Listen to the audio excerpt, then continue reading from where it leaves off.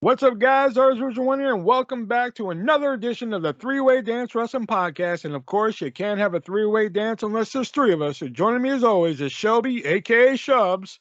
Nut butter. See, I didn't call you Boom Boom because I was hoping you wouldn't say that. Well, you fucked up. Well, yeah, it only took me 8 times to get it right. You know? And joining me as always is he can hold on loosely, but don't let go, Nick. I forget the rest of the lyric. I was actually listening to Teacher earlier. What's up? Yeah, there you go. Yeah, hold on loosely, but don't let go. Okay. All right, guys, we got a show for you here tonight. We're going to be doing something a little different other than impromptu promo because I didn't properly prepare. But of course, we're going to play. Yeah, shut up. Of course, we're going to play It Came From eBay. See if Nick can catch up a little bit. We're going to play Three-Word Dance, and we're going to talk about the 1989 classic movie, No Holds Barred. I don't know why I'm holding it up like this is a video podcast. So we're going to do all that, but first we got to talk about some news here, and let's talk about, I got a couple, you know what? Let's talk about the Poor Bastard Club, and that being Mustafa Ali again. Apparently, Mustafa Ali has 1 year left on his contract, and the reason why they won't give him a release, the reason being stated is value. That's the reason given. What? Yeah, that's a good question. So I'm like, how are you gonna let somebody sit at home and then they're just like, well, fuck, I'm just sitting at home, like, fuck, I want to be released so I can go elsewhere, you know? And they're just like, no, you're too valuable. Like, what's he valuable to?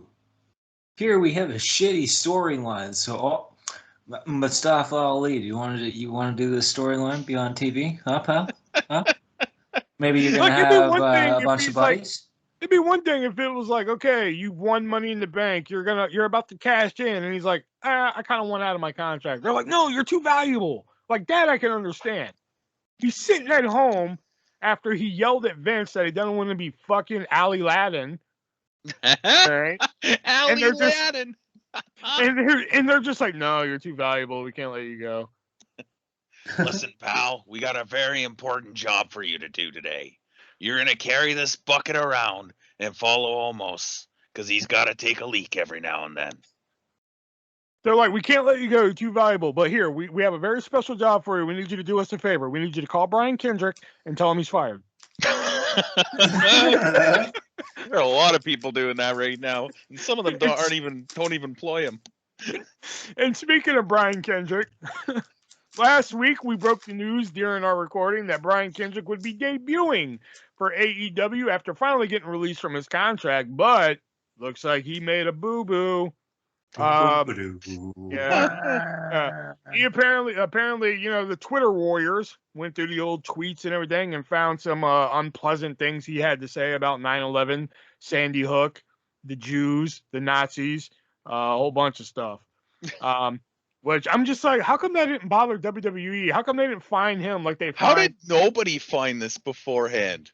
Well, like they went like some guy in a random like board somewhere for some weightlifting site found some shit that Lars Sullivan said, and they fined him $100,000. And they went on Twitter, I think a publicly traded company, not for sure, and found this shit from Brian Kendrick, and WWE's just like, oh, butterflies, you know, and didn't find him shit. You know, in AEW, man, they saw one speck of that. They're just like, oh, you know, you're not going to be on TV anymore. Did you listen to some of the other shit he was saying about the Illuminati and fucking? Oh yeah. Oh no, I didn't.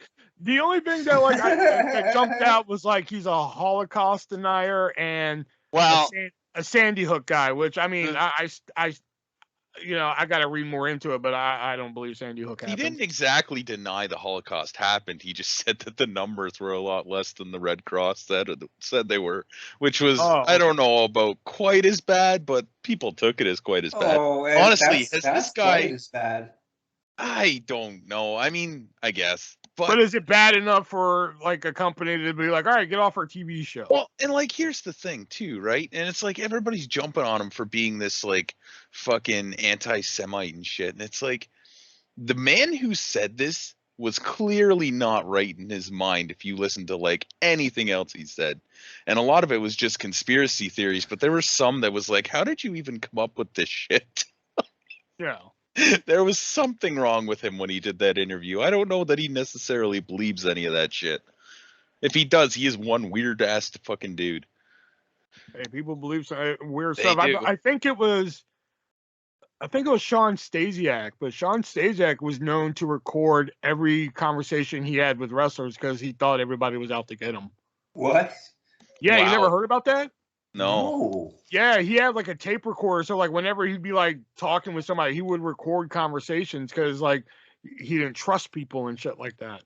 This is meat you're talking about. Yeah. Like meat. Yes. What would people have to say about it? Like, I mean, he's a fucking. Maybe they'd say he's a vegetarian.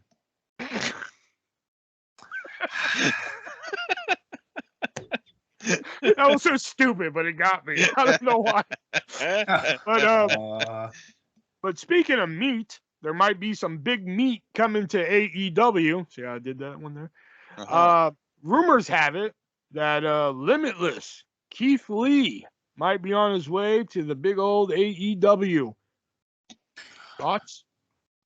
Makes the most sense. I'm waiting for Nick. I feel like Keith Lee would be better off in Impact. He's gonna get lost in the shuffle in AEW like he did like he was forced to in WWE, but he's gonna get lost in the shuffle. He'll be delegated to their YouTube show eventually. Everybody gets eventually. To their YouTube Yeah, after unless 2 your name's weeks, Omega that doesn't Rhodes count. or Bucks. No, even Omega's been on Dark before. Well, that was when Dark was still a good show. Yeah. Yeah, there was a time it was still a good show. Punk or maybe MJF or Danielson. Yeah, Punk I don't think has done Dark or Dark. I don't think so, no. And I don't think Danielson has either. No. Yep. MJF might have in the beginning, but MJF did in the beginning. Yeah. Yeah. I used to watch Dark all the time. As long as AEW uses Keith Lee the way that he was used in NXT, I'd be okay with it. I'd be okay. You say that, too, but I don't think they're going to. You say that, but I mean, the first. You say that he'll end up in Team Taz. The first half of his NXT career, he was not even featured. Well, because he got injured. He got injured early.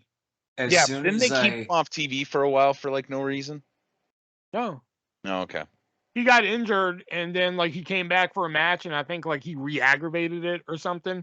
And then they took him off TV again, and then when he came back, that's when they started pushing hard.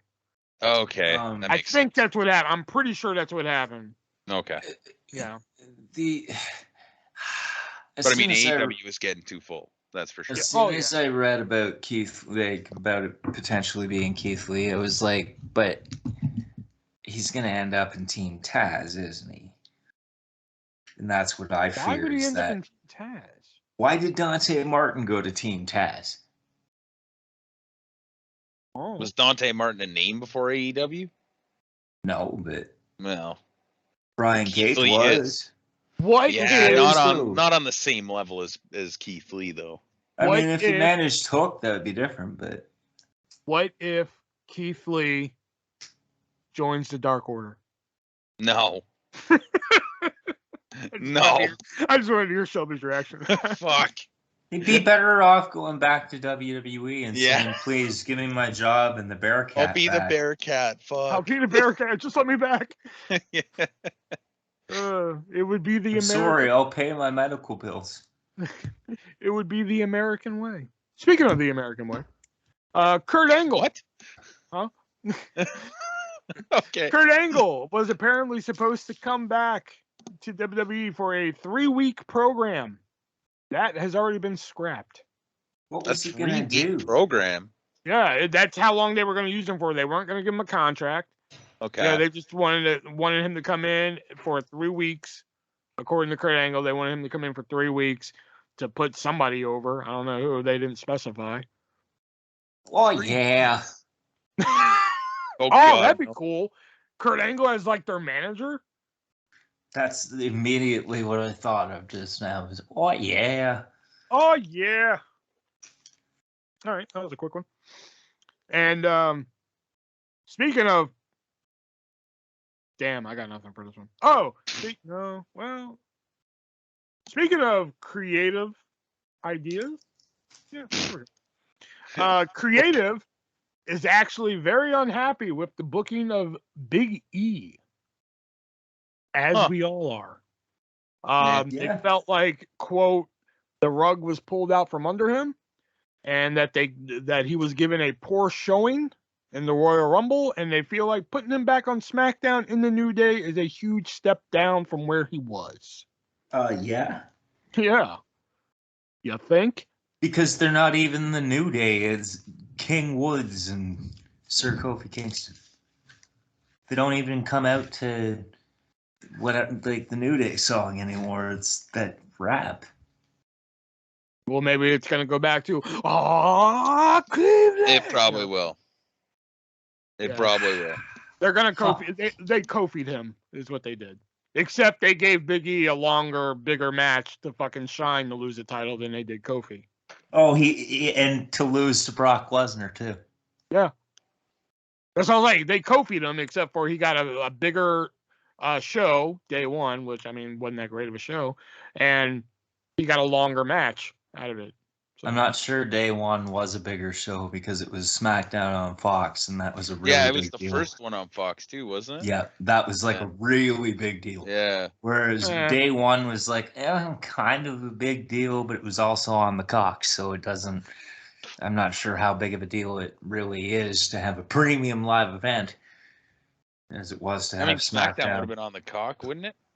Or did Peacock come after that? Peacock came way after that. Yeah. Oh, okay. I don't have a fucking segue for this. Yeah, I don't. Okay. You don't need a segue for everything. I know, right? I usually have one for everything. Sometimes it does have to be seamless, but then it can be just kind of all over the place. Oh, you guys should really give me a talking to about that. Speaking of talking to, Ronda Rousey made her first Raw appearance in quite a long time on Monday night. And apparently after her promo on Monday, somebody had to pull her aside and give her a, quote, talking to. Because apparently that promo included bitterness towards the fans about them turning on her during her first run. And they're like, basically, hey, you're a babyface this time. We need you to act like a babyface.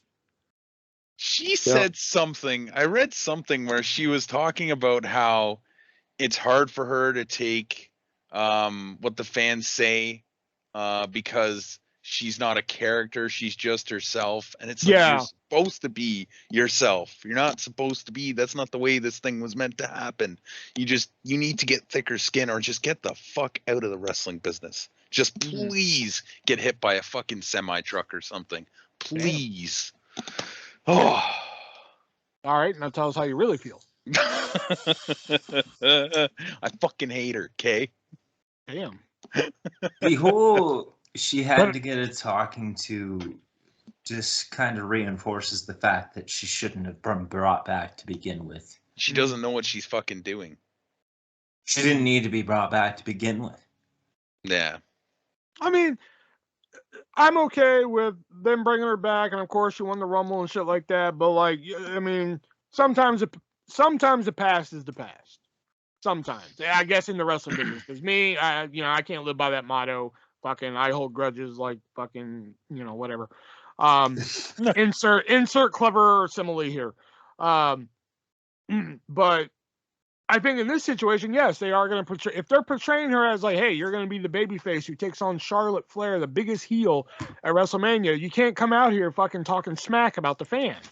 No, that's a complete opposite of what you should be doing. Even if it's like tongue in cheek, like, hey, you fuckers turned on me. Remember that? Wink, wink. You can't do that. Yeah. So apparently her promo on Friday was better received backstage because, she did what she was told essentially. She didn't want to cause too much drama. Speaking of drama, Uh, Saw that one coming from a mile away. That's becoming like the new thing now. It's just my segues. Yeah. But the big news that blew up, I think like the day we recorded or like the day after we recorded, one of the two. Shane McMahon returning returning at the Royal Rumble last Saturday. Already gone from WWE. Again, this was like another one that I thought like, okay, we read about it, it's over, we're just gonna move on. No, there's been countless fucking articles about Shane McMahon's backstage bullshittery. Yeah. For the whole week now. Apparently, it had to do with like he wanted to make the Royal Rumble about him. At one time, he wanted to enter at number 1. Oh my God. Yeah, he wanted to enter at number 1. He got shot down by his dad to do certain spots, and that pissed him off. He tried playing the "I'm the boss's kid" card. Apparently, McMahon at one point was like, "Well, I want to come in at number 29 instead of 28." And Randy Orton was just like, "Well, why don't you do that? But then you come out to your music." Because I'm not coming out to Here Comes the Money. Yeah, that's it. That's what it was. And apparently there was an update on that story while I was reading through it. When Shane McMahon's music hit, apparently the original plan was for Orton to come out at 28 and Shane to do 29. But the mistake happened when Shane's music hit. So Shane didn't know he was going out at 28. So when the music hit, they said literally Randy Orton hit the floor laughing. So what do y'all think about and apparently Shane McMahon was supposed to be in the Elimination Chamber, which I'm just like, listen, sometimes Shane will give us a good match. I'm not going to sit there and lie, but like, did we really need to see him in the chamber? You know what? I would have been okay with it as long as it wasn't like, well, okay, so here's the thing too, right? As long as it was like somebody ate him. Brock Lesnar just eats him. Hey, he's how old now? I think he's got to be in his 50s, right? At least, 50, right? At least 50. So, I mean, 10 years ago, he could put on a decent match, and nobody wants to see Shane win the WWE Championship. But 10 years ago, I could see him, having a match and being somewhat competitive, and then getting his ass kicked. But I mean, in that Royal Rumble alone, he gets gassed so quickly now. He just can't keep up anymore, So I could see like not wanting to have him in a chamber match now. But like these stories, like I don't know. I've always heard that other than Linda, he was like the nicest McMahon, and maybe even with Linda in mind, he was like the nicest McMahon. I think some of these stories are a little far fetched, but I do think that like he fucking was trying to shove his. I don't know. I don't know what to think, man. It just is crazy. Fucking crazy stories. It was a metaphorical dick measuring contest, and he lost. And then Vince apparently is still delusional over his fucking golden egg, and apparently some of the ideas for Shane at WrestleMania 38 would have been Shane versus Austin Theory, Shane versus Seth Rollins. Why? Yeah, I heard that one too, and that was the other one that was being toyed with was actually Shane McMahon versus Bobby Lashley for the WWE title. Oh, gross. That can't be true. There's no way. I'm just telling you what I read, man. That's fucking crazy. Why aren't we watching that match right now? Shane McMahon versus Bobby Lashley? Yeah, Shane McMahon versus Bobby Lashley for the WWE title. Sign me up. Yeah, hell yeah. Hell yeah. Hey, speaking of titles, no, I'm kidding. But yeah, that was the news this week. Not really. I mean, I got some good stuff going on there. It was interesting. Brian. Yeah, okay, we'll mention that real quick. The next ROH Ring of Honor inductee, Shelby, do you know who it is? I'm guessing Bryan Danielson from what you guys said. Mm-hmm. God damn it, Nick. I got a fucking... Yeah, Bryan Danielson. Yeah, we got it. All right, yeah. All right, now it's time to move on to our games that we like to play here. Nick ruined it. I ruined it. Yeah, because you're brought it up. You forgot. You're like Bryan Danielson. You know, Brian. You know. That could have meant anything. That could have meant him teaming with Moxley. That could have meant fucking. Why would I put him teaming with Moxley in the news cycle? I don't know. Yeah, who would actually care about that? Some. Nobody important. Well, I mean. All right, now it's time to play It Came from eBay, where Shelby is up 2 points here, and Nick is going to try and see if he can close the gap here. So let me get some common items here. Let's go with this one. This right here is just a plain white T-shirt with the logo of Ready to Rumble on the T-shirt. It's a Ready to Rumble movie promo T-shirt. So Shelby, how much is this shirt going for on eBay? $30. $30. And Nick, how much is it going for on eBay? 10.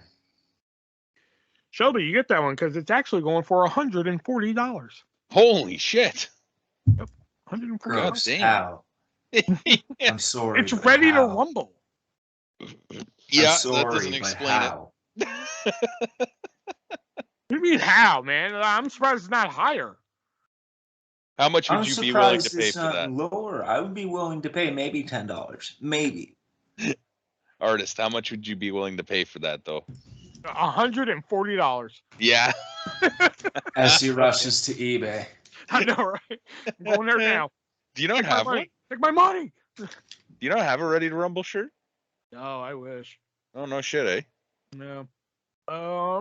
Which one do I want to do now? You know what? I'm running out of comments here. You know, it's starting to get hard to find this shit on eBay. I think you said that a couple weeks ago. Yeah, it's starting to get hard. Giggity. Wow. All right. This is a Ultimate Warrior workout children's book. I'm sorry, pardon. That's what it is. It's a children's book featuring everybody's favorite psycho Ultimate Warrior. And it's called Ultimate Warrior's Workout. So is it like showing you different workouts that you have to color? No, it's kind of like, you know, like I don't know, I guess Ultimate Warrior trying to get to the gym and something wacky happens in the end. Okay. You know?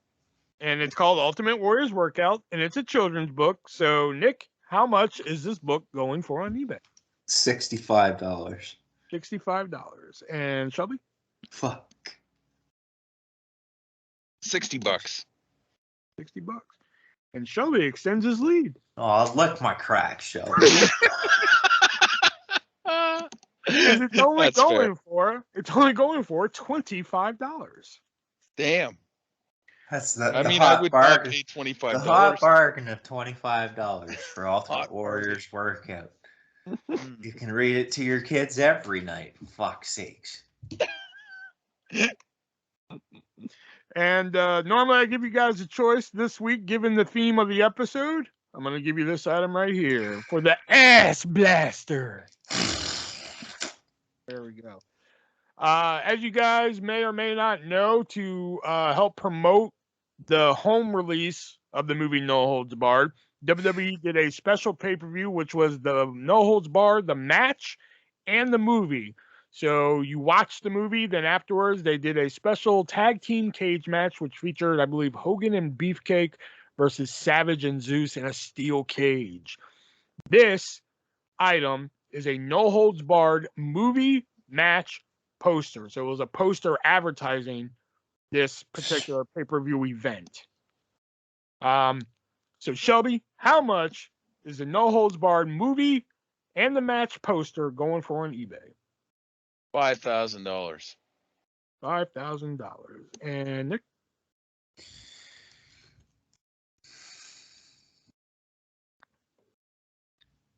Oh, fuck. Today, Junior? 7,000. I think I overshot. You did overshoot, but you are 3 for 3 because it's only going for the price of $375. Oh, damn. Gross. I didn't think I overshot by quite that much. But you still got it because you're closer to it. So Hell yeah. 3 for 3 this week. 3 for 3. Hey, look at that. This guy. And now you're up by 3 points. All right, let's get the 3-word dance before Nick tries to kill me. Yeah, All right, I'm gonna find my way there. Fucking 2 minutes. I know you two live like rather close too. Well, Not not really. that close. 6 hours isn't that close. I always think y'all live like an hour for some reason. I don't know No. why. We did. Well, yeah. For like a year. Yeah. Yeah, well, maybe a year and a half. Yeah, it's about a year and a half. Something around there. Yeah. Okay. All right, and now it's time to play the 3-word dance where we give each other 3 words that relates to a wrestler, and we have to try and figure out what it is. If you guys know what the score at home is, please tell me. Please tell us. We're gonna keep begging you till you give it to us. I know. Yeah, give it to us. Give it to us, Daddy. All right, so I'm gonna go this one, just for shiggles. All right. All right, your first 3 words are Daredevil, Rumble, Splash.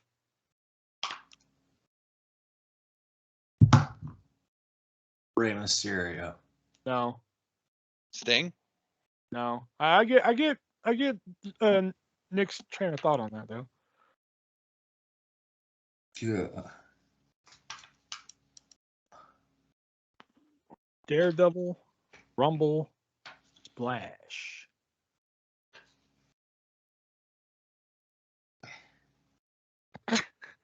Is this person in the movie Ready to Rumble? No, they are not. Okay. Why? Who are you thinking of? I was trying to think of the king. I can't remember his name. Oh. Splash. No, I tend to stay away from people who haven't actually wrestled a match. I think, well, I guess Karl Malone wrestled a match, but I'm pretty sure you did Karl Malone for one. No, I haven't yet. No? You did one weird one that like threw us off. Drew Carey. Oh, maybe that's what I'm thinking. Pete Rose, I did. Jeff Hardy? No, not Jeff Hardy.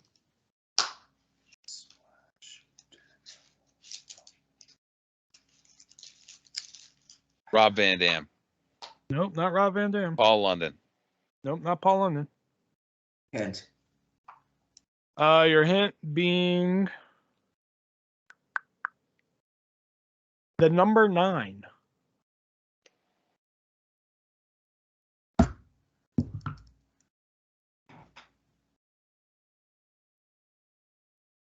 China? Fucking Nope. nothing. Not China.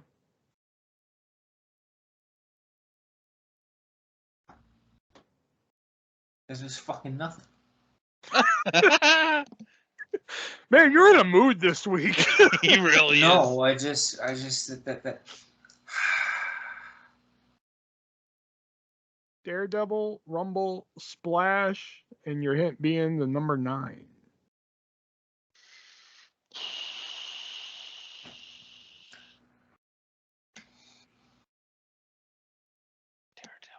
Daredevil.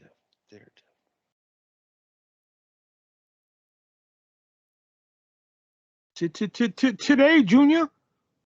Darby Allin? No.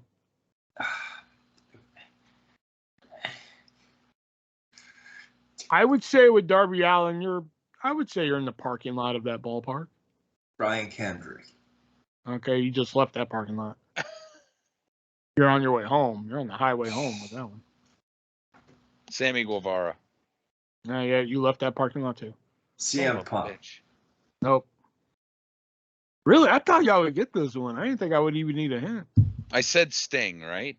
You said Sting. Okay. Darby's in the park. I don't know how Daredevil relates to Sting. That's why I'm just like.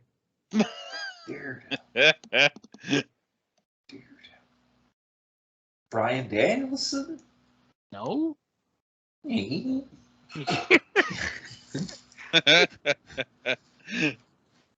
Matt Hardy? No. Christian? No. Jungle Boy. No. Yeah. Oh, y'all are gonna be so pissed. Fucking no contest is gonna get this one because I got nothing. Yeah, buddy. Daredevil, Rumble, Splash. Let me make sure the number 9 is correct. Hold on. I'm pretty sure it is. It's not Ty Dillinger. It's not Ty Dillinger. Okay. I mean Sean Spears. Yeah, I forgot his AEW name. Number 9. Yeah, number 9 is correct. Johnny Knoxville. Oh, God damn it. Daredevil, because he's a professional Daredevil. Rumble, he was in the Royal Rumble. He took a splash from Montez Ford, and he entered at number 9. Is he a professional Daredevil? Yeah. Come on, really? He's an actor. Professional. He's an actor, but he was a Daredevil before he was an actor. He clipped a crocodile to his friend's tit. That doesn't make him a Daredevil. He's a Daredevil first. He was a Daredevil first, then an actor. Can you be a professional Daredevil? Is that a thing? Evil Knievel? Evil Knievel is rolling in his grave. I know, that's what I'm like, what? All right. Anyways, all right. Next 3 words. Baron Corbin. No. Fuck. That's only 2 words, by the way. Coalition. Deal. Pose. Christian. Tonko. God damn it. Fucking Nick got it. Damn it. It's Christian. Coalition, the Christian Coalition in TNA. Deal for the one night deal they made with WWE to get Ric Flair or TNA got Christian. Yeah, fucking stupid. And the 5 Rock, but you asked for him. It's so funny.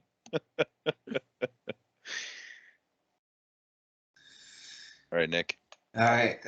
So Blue. Want.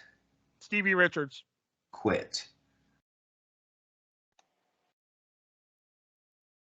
Santino Marella? No. Wait a minute. Blue want as in WANT? Yep. Quit. Mustafa Ali. No. Oh, that'd been good. I would have got it. Blue Lights wants to quit. I get it. Yeah.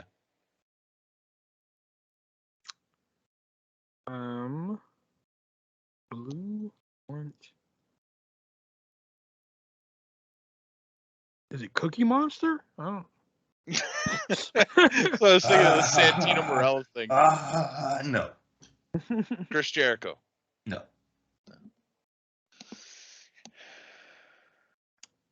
Blue want quit. Oh, is it The Rock? No. Oh.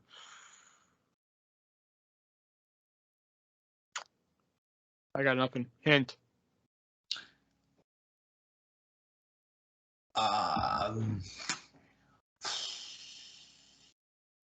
do you spell? Hint.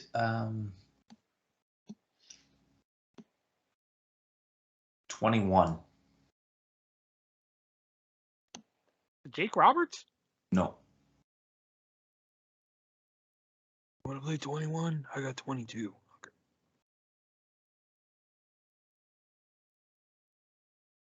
$21. Blue want quit 21. Oh, I know. I don't have a clue. Good one. Good one. God. AJ Styles. No. No. Austin Theory. No. No. Blue want quit 21.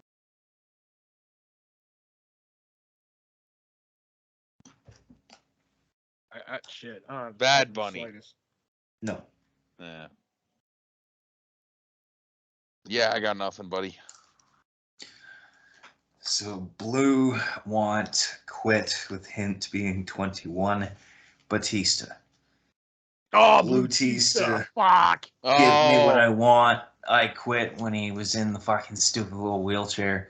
And the main event of WrestleMania 21.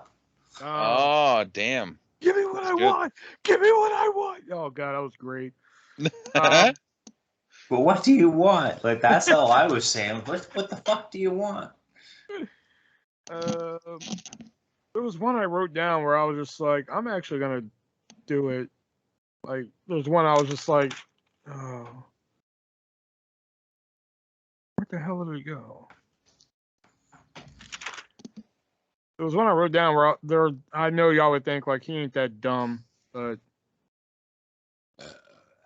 Excuse me. very good. Huh. All right. I don't remember it now. Okay. Let's try this one. The 3 words are prime, Ellen, and off.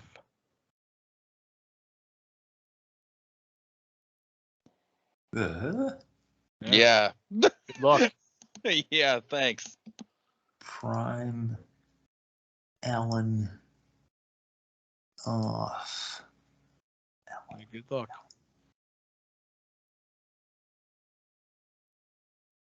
Good luck. Titus O'Neil, No.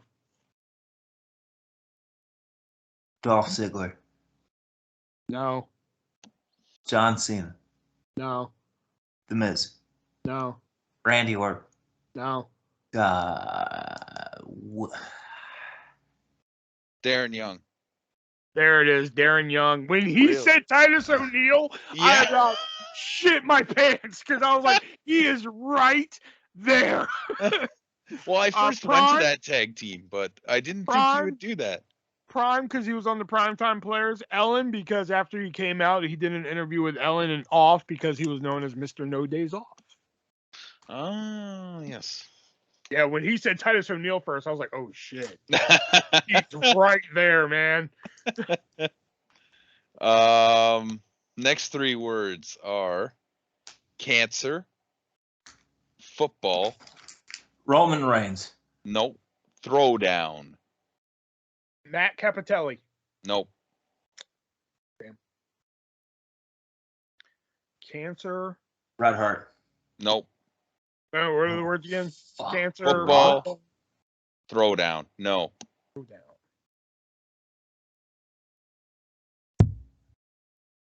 Oh, Steve McMichael. Nope. Oh, he has Alzheimer's, not cancer. Fuck, what am I talking about? Junkyard Dog. Nope. Jim Duggan. Nope. Steve Williams. Nope. Damn. Is it Refrigerator Perry? No. Oh, okay.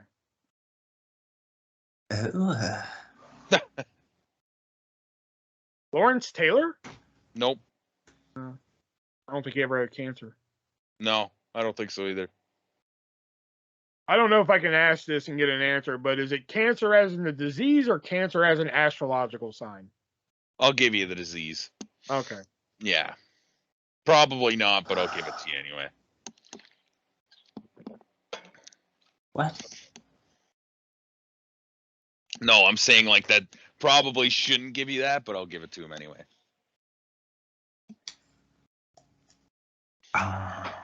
Doesn't help, but I didn't think and it what, really would. okay, You wait, kinda what are the seem to words be going again? for that. Cancer, football, throwdown. cancer, football. Kevin Nash? Nope.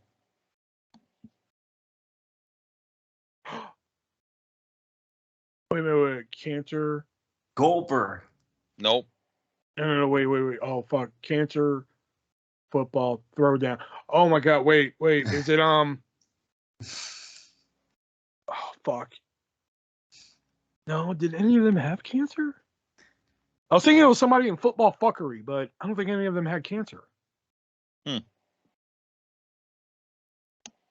Sean Spears? Nope. Matt Jackson. Nope. Nick Jackson. Nope. Kenny Omega. Nope. Matt Hardy. Nope. No. Okay, I don't think it's anybody in football fuckery. You'd probably be right. Did you say a name? No, I said solves that problem. Yeah.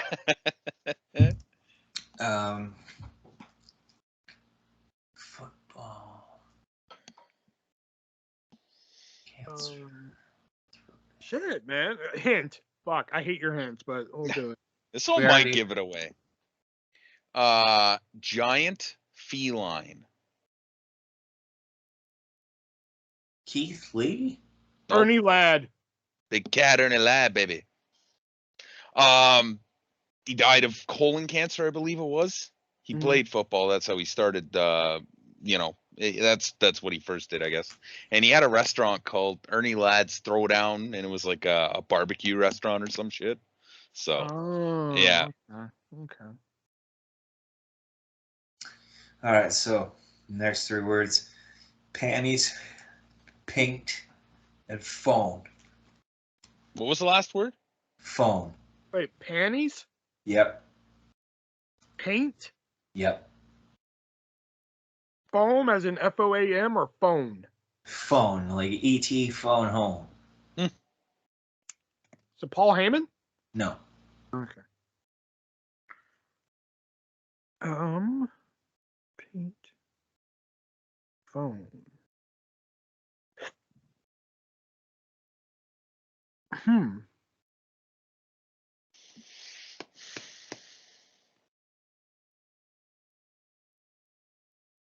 Is it Sable? No.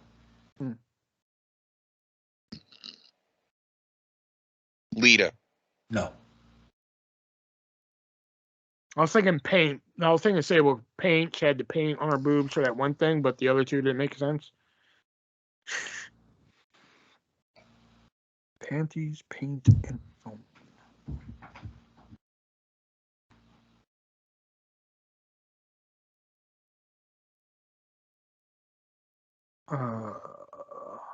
God damn, yours are hard this week. Oh! JTG! Yeah. So panties, because he was part of Crime Time auction and Lita's panties. So the night she retired, spray paint to well, whatever he spray painted. I mean, there was a couple things at least. And then the phone, because that poor bastard. He finally answered his phone. Oh, you shouldn't answer the phone, man. I mean, now he's part of a tag team with Dango, so. Which is just bonkers to me. Oh, I fucking hate that tag team so much.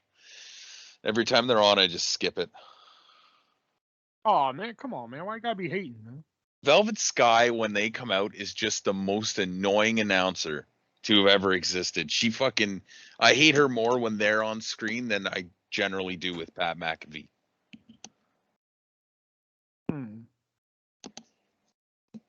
All right, let's go with. You know what? Let's go here.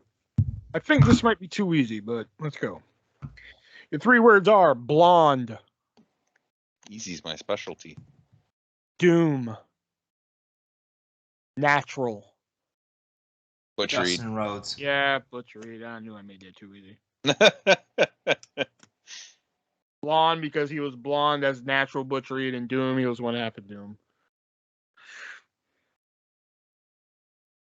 Why did I put that as the fucking hint?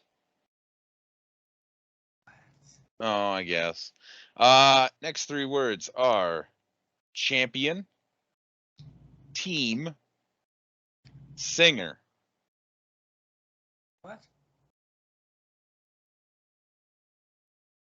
Champion, team, singer. Chris Jericho. No. I can. Good one though. Yeah, I was about to say. I asked you. Sorry, say it again. Jeff Hardy. No. Is it Mongoose McQueen? What is that? Oh, yeah, who is that? That was Jericho's alter ego in Fozzy. I should have known that. Yeah. God damn, I didn't know that. I don't I have. We do a wrestling podcast. Y'all have to know this shit. Well, there's some stuff we don't. How many of the facts of the week have you not known? All of them. I just play along.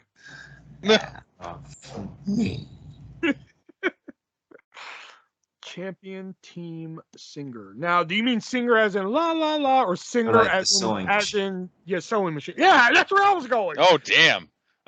No, like actual singing. I didn't even put those two together. That's goddamn. MVP. No. Nick John Cena. No. John Cena's more of a rapper. I cannot believe me and Nick were both going for sewing machine. That is funny. Is it Ron Killings? No, he's more of a rapper too. He's more of a blow me, okay? Like, I don't think he is actually. Well, oh hell. You don't get that much TV time for nothing, pal. Every week. Champion team singer. I hate when we have to use the word champion as a word, because it's like, oh fuck, that's vague. Think of more current champions. As in, they may be a champion right now. The Young Bucks. No, fuck. No. The Usos? No.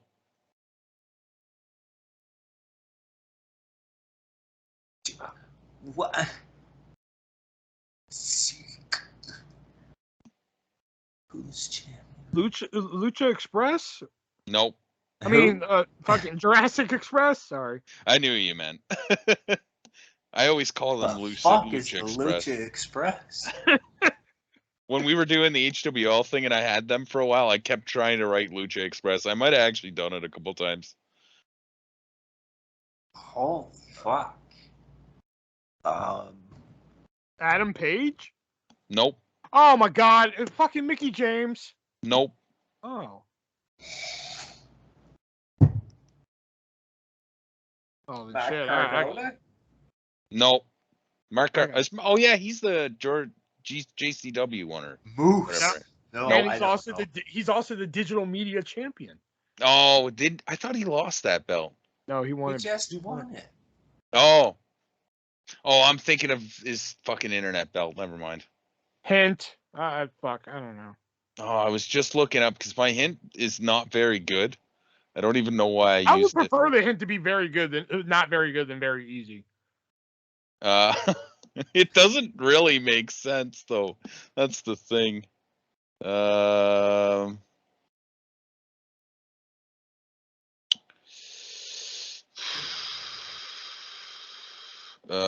shit, hold on.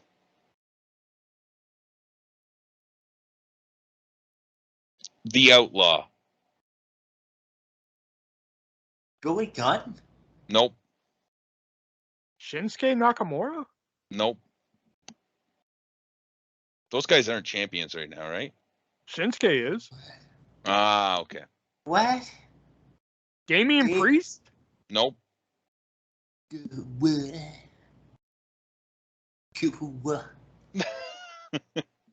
Mandy Rose? Nope. Becky Baker. Lynch. Nope. Nope. Charlotte Flair? Nope. Not a female.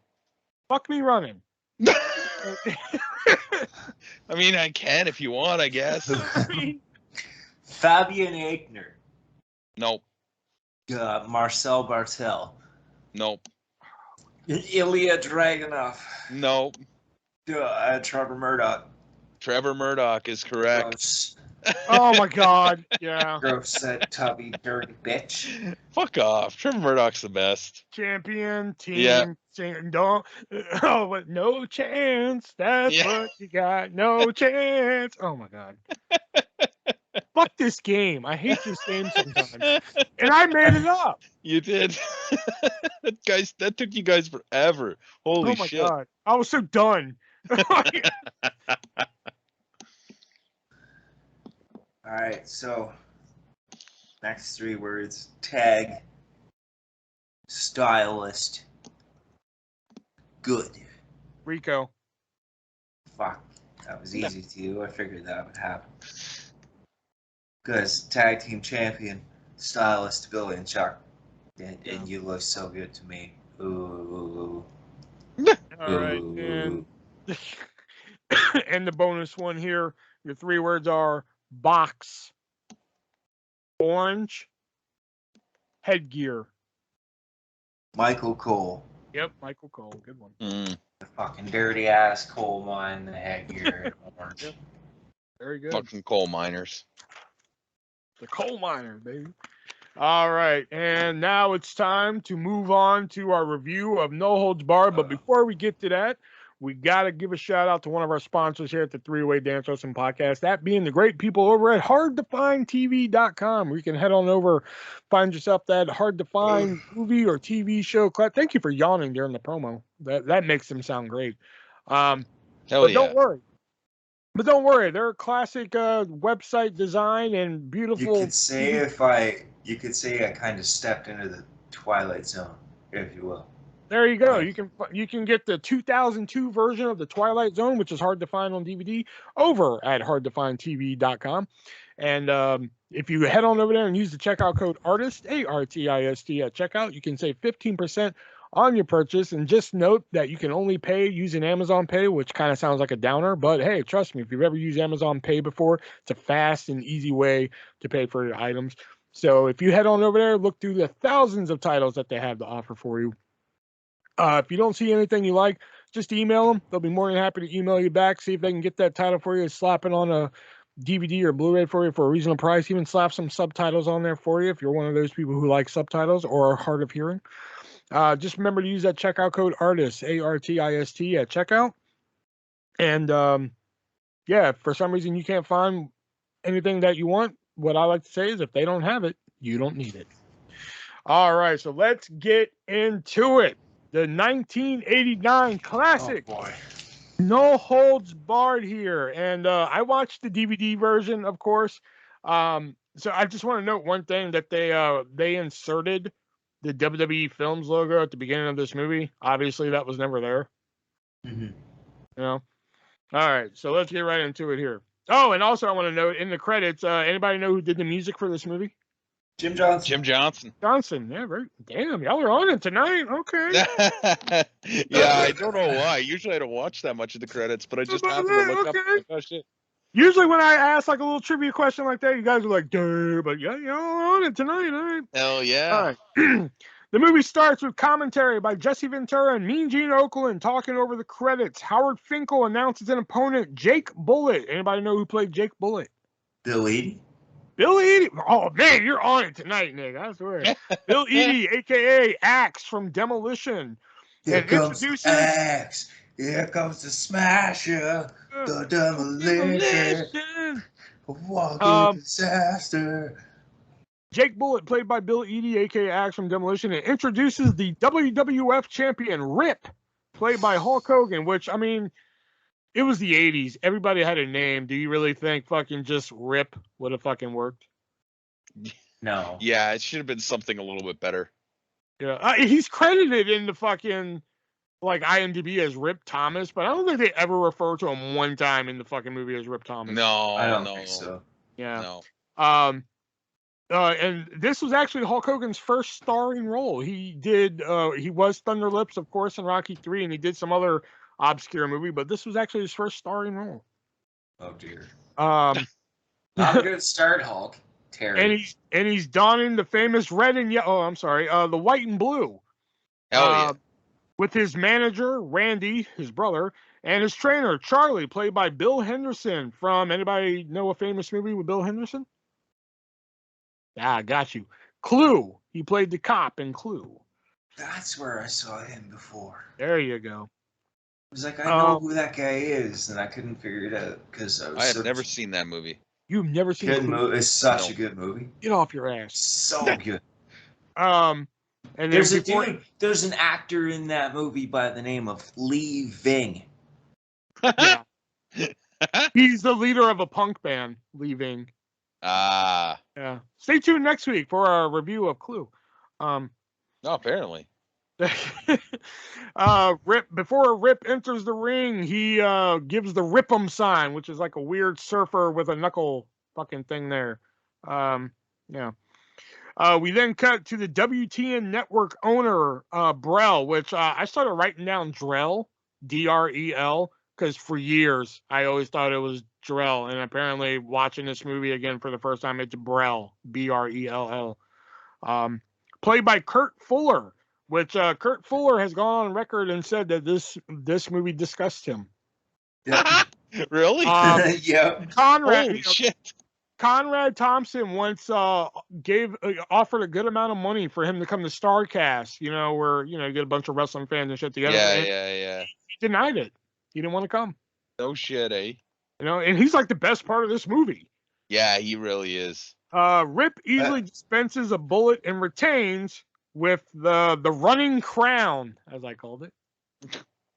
It's a double axe handle. Yeah. It's not off the top rope. It's a fucking crown, man.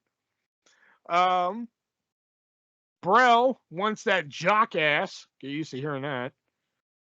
Brell wants that jock ass on his network. Brell is looking for ideas to make his network better in a board meeting. As he is upset, Rip gets all the ratings. Brell seemingly fires someone for a sitcom idea and tells her to take a leak. What was that about? That's a weird way to fire somebody. Yeah. Miss Simmons, take a leak. Like, damn.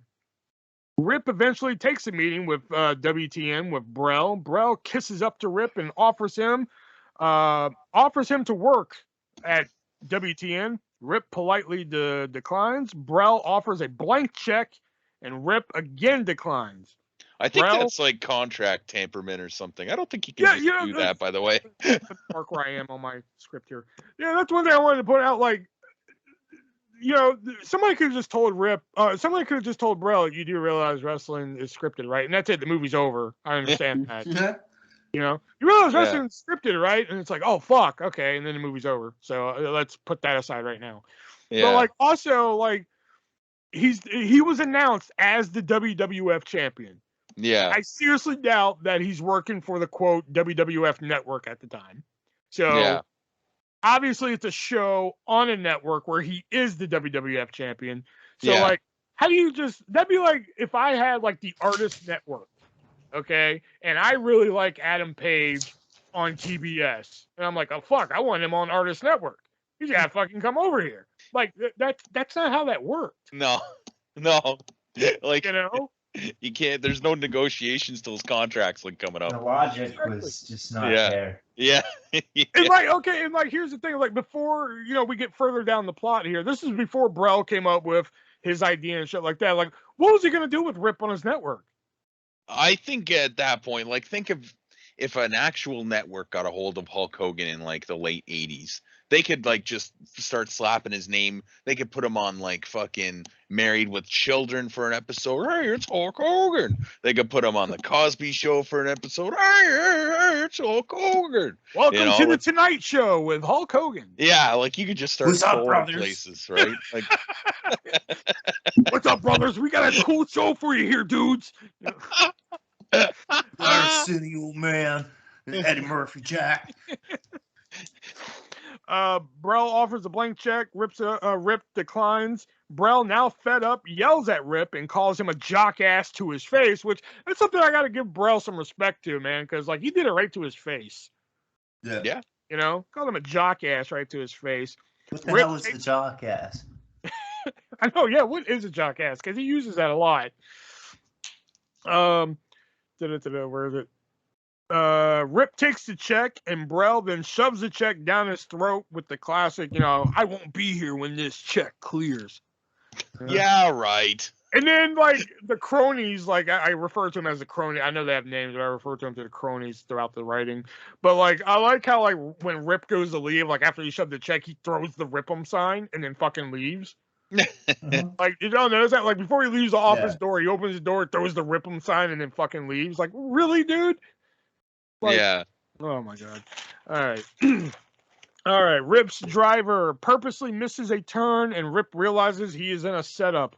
Rip attempts to escape the limo with little luck. The driver takes Rip to a secluded area where Brell has other cronies, not the two in his office, has other cronies waiting. Rip then 619s himself out the limo. Who's that jumping out the sky?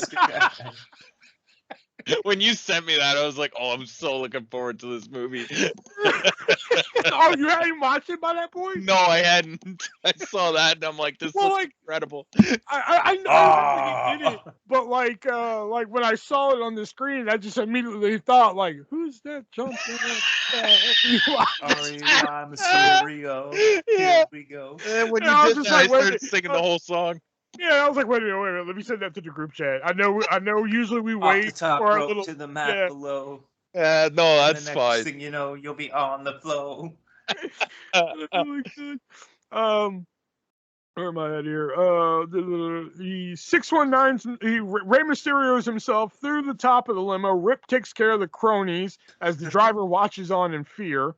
Rip then rips the limo door off and grabs the driver.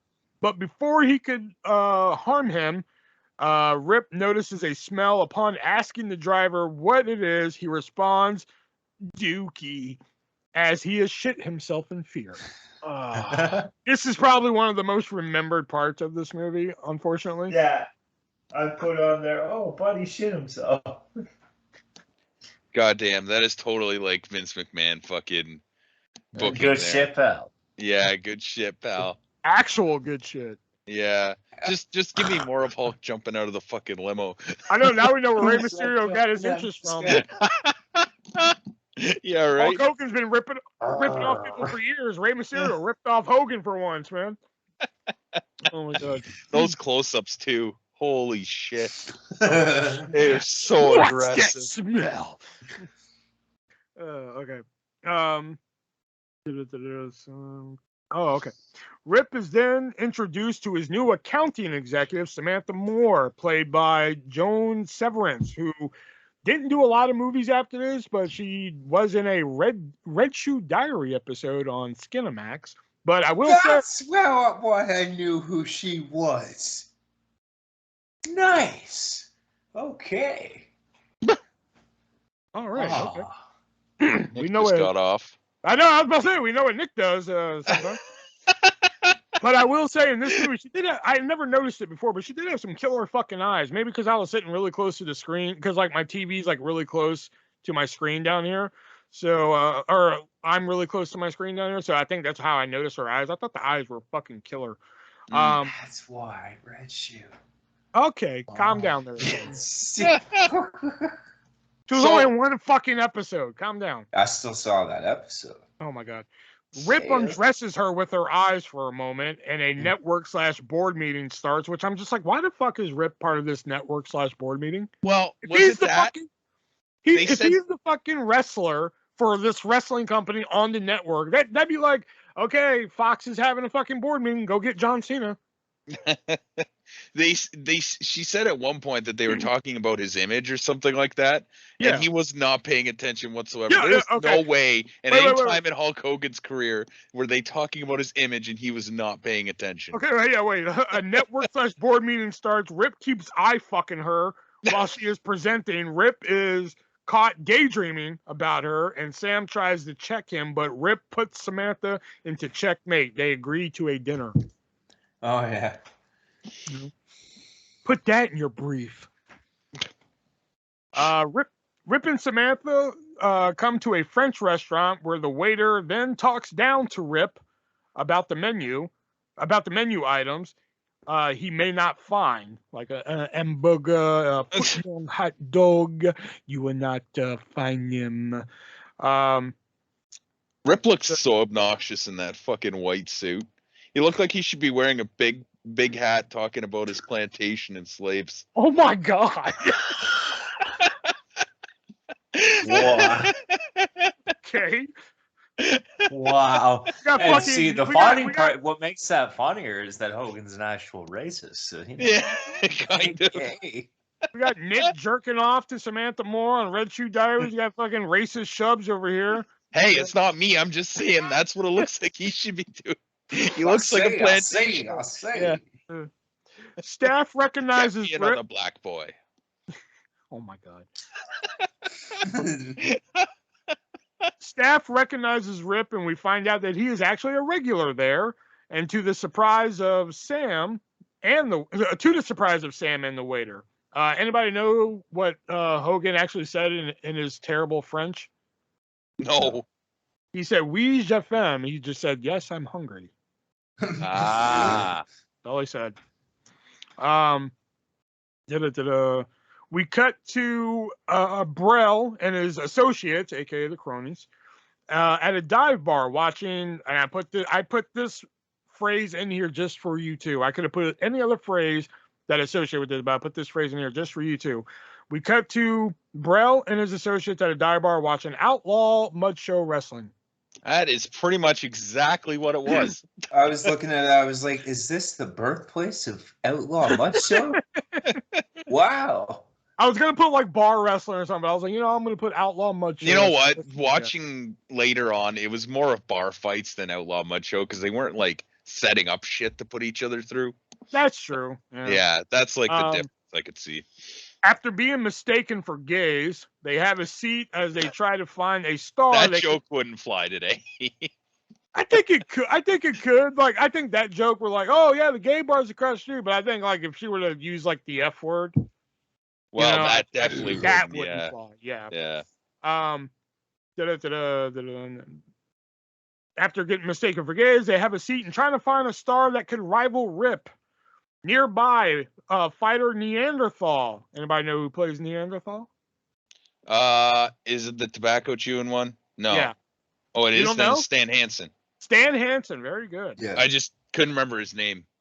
Neanderthal, played by Stan Hansen, explains only rules are don't kill anyone, and Brell loves it. Brell makes Neanderthal into the ring. Neanderthal, Neanderthal wins as a woman kicks a man out of his seat. Brell's cronies are disgusted with the scene, but Brell lights up like Christmas. That was pretty much a Stan Hansen match. He just beat the absolute shit out of him. Didn't that fucking guy who was beating up the first guy, didn't that look like Mad Dog Vachon? Yeah. Kinda, yeah. I didn't see that then. Yeah. It looked like, I looked it up and it's not him on strangely. Brell's cronies go to the bathroom and are sickened by it. The cronies talk smack about the fighters, waitresses, and bar while pissing, not knowing that Neanderthal heard everything, but spares them a beating due to their small penises. I did not like that scene when I saw it when you put it like that. That's fucking hilarious. Look what we got here. A tiny winger. Oh, and look, another one. Like, y'all ain't even worth it. Y'all ain't even worth it. Cut to Drell announcing the Battle of the Tough Guys. Brilliant TNA name. It does. It sounds like something you'd hear on TNA. Yeah, it does. Battle of the Tough Guys and various fight for the right. And various fighters hearing that they could win $100,000 tax-free inside an 8-sided ring. All they have to do is beat all comers. While cutting to the bar for the first episode, Brell then meets various fighters, which only one of the 3 fighters that he's introduced to actually wrestled for WWE. I can't remember. I think it was the first one. The chewer guy. Yeah. Chisel. That was his name. Chisel. He's the only one that actually wrestled for WWE a couple times. So Brell called it sports television. I thought it was kind of funny because sports entertainment. Yeah. Sports television. Haha. The birth of sports entertainment. Look at that. We got the birth of the Rey Mysterio entrance, and we got the birth of sports entertainment. Brell then meets various fighters. Neanderthal remembers the cronies from his previous encounter. We see various fights, and Brell is entranced by it all until a large door opens. Which, what fucking bar would have a door that goddamn big in there? That high up too. Like, why is the bar so sunk down? Yeah, and like, wait a minute, that door was just. I know it's a movie, but like that door was just conveniently there. Like, what if there were people like walking by or sitting there having a drink or something? Well, he picked up that woman by the face. I don't think he'd give a shit. Yeah. The large door opens and an unknown fighter enters. Picks up the woman by the face. I didn't write that part down. Brell allows him to fight. He then easily defeats all fighters in the ring while Rip and his cronies watch the show. Neanderthal then tries to fight him off and is easily defended. Charlie, the trainer, reveals that he used to train the unknown man, but couldn't control him, and that he's also killed someone in the ring. Which, why would he reveal that? Why wouldn't he? Well, like, okay, I can't control this large man in the ring, but you're saying that you can control Rip? Wouldn't that be a little like motherfucker, you can control me? You know? Oh, I see what you're saying. Brell gets into the ring to announce the winner, and we find out his name is Zeus. There you go, Nick. God damn, you were saying it all throughout my saying there. I give you the opening there, and fucking Zeus stares into the soul of Rip via TV, like he knew he was watching. Yeah. You know? All right. Brell reveals that his show has become #1 in just one night, one episode already. Fucking his network's #1. That's pretty impressive. For one night. One night. As everyone reads papers about Zeus, Brell is happy with the good and bad publicity. As we cut to Lug Wrench Perkins challenging Zeus. Anybody know who played Lug Wrench Perkins? No. Jeep Swenson, aka Ultimate Solution. I will say that, like, if there was a TV network that put on fights where fighters met in random locations outside an actual ring, like they just meet in like a factory, or they meet in like a fucking office building, or they meet in like a schoolyard, or fuck whatever, I would totally check that out.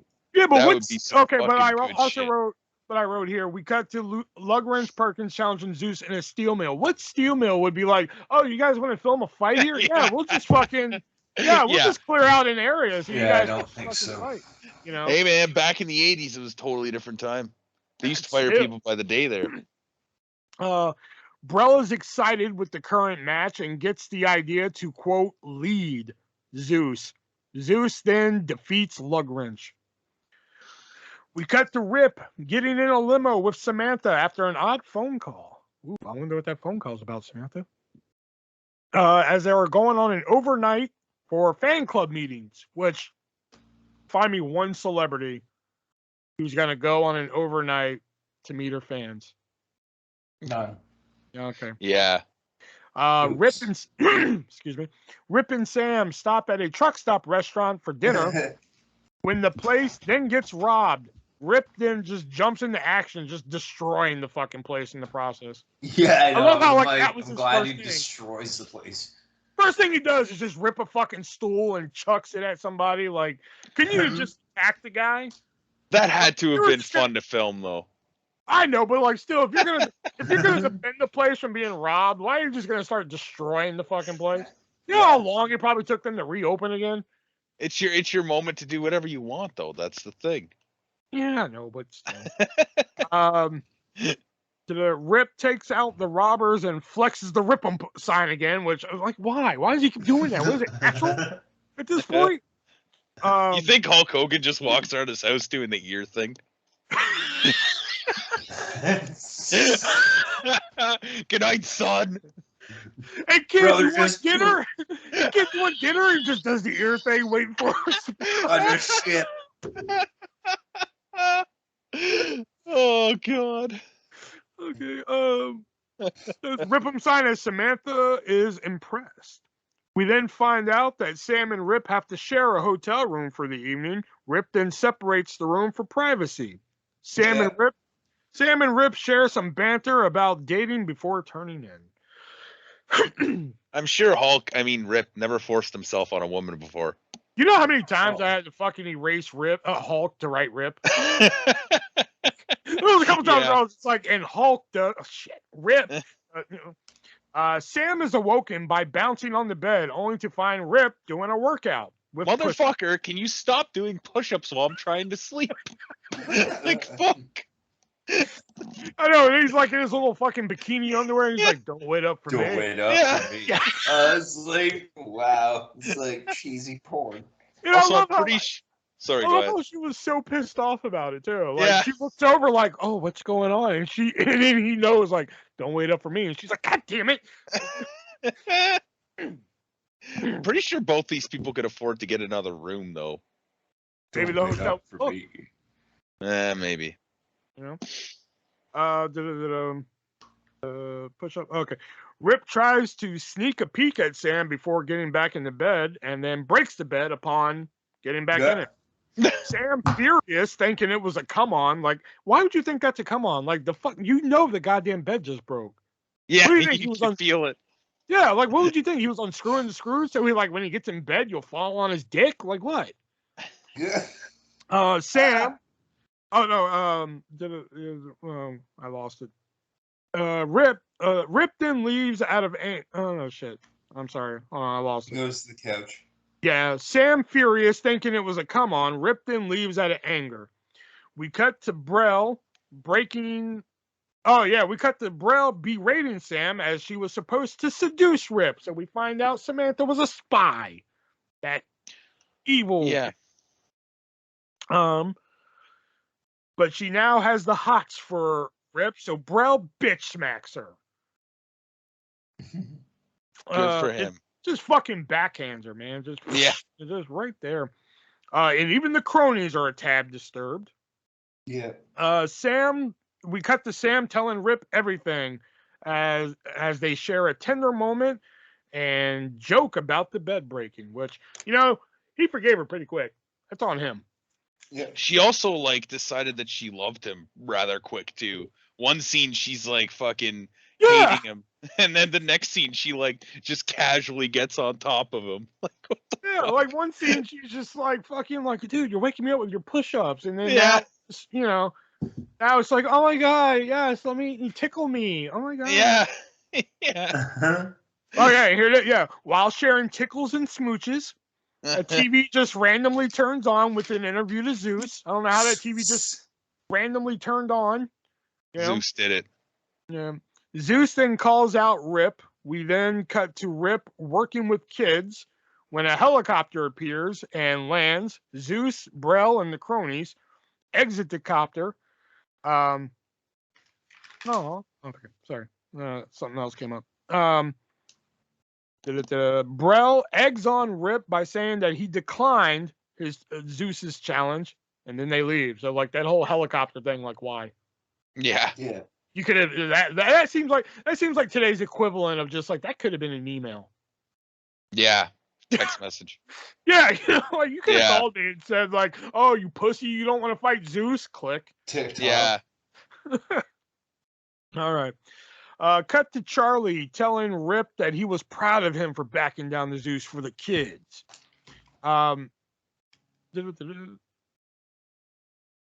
Okay, sorry. For the kids, we then see Samantha being attempted raped, just straight up fucking like most Brell has unlucky woman in the world. You what? Most unlucky woman in the world. God damn. You gotta think like Brell set that up, man, because like that's how pissed he is at her. Is that like he's like, you know what? I'm just gonna send somebody to have her raped. Yeah, like Jesus, man. That's a little fucking much. And then the guy's line, he was just like, Brell says it's party time. That fucking line, I was just like, really? Is that how you rape people in the 80s?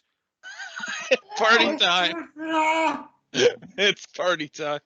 Yeah. Rip notices nearby, like it's convenient that he was nearby. Yeah. Rip on his motorcycle. Rip launches him into a tree via motorcycle. Randy then goes to see Zeus live in action. Brell notices Randy after being bumped into him. Brell finds out that he is Rip's brother, and they force him into a fight against Zeus. Zeus badly injures Randy to Brell's delight. Oh, and here comes the Oscar moment right here. Rip shows up at Zeus's gym, which he already has his own gym, which is great. Yeah. To confront him, Rip then destroys his gym as the voice of Brell egging on Zeus infuriates Rip. We see Brell and his cronies watching remotely, enjoying the tantrum. Rip then visits Randy at the hospital, where Rip tells him that he will fight Zeus. Randy wakes up crying. Rip cries into his brother's hand.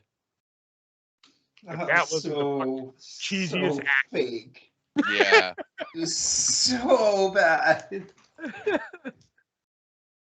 Come on, you don't think Hogan should have won the Oscar for that right there?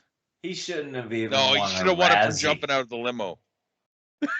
That was the Oscar-worthy moment. Who's that jumping out the limo? Who's that jumping out the limo? Look, it's a racist. Okay. I was trying to make his name work with that song, but it just doesn't work. Who's that jumping out the limo? Look, it's the Hulkster. No, yeah, you're right. Yeah, it's impossible. Brel then announced, give me time, I'll make it work. Yeah, I'm sure you I will. can.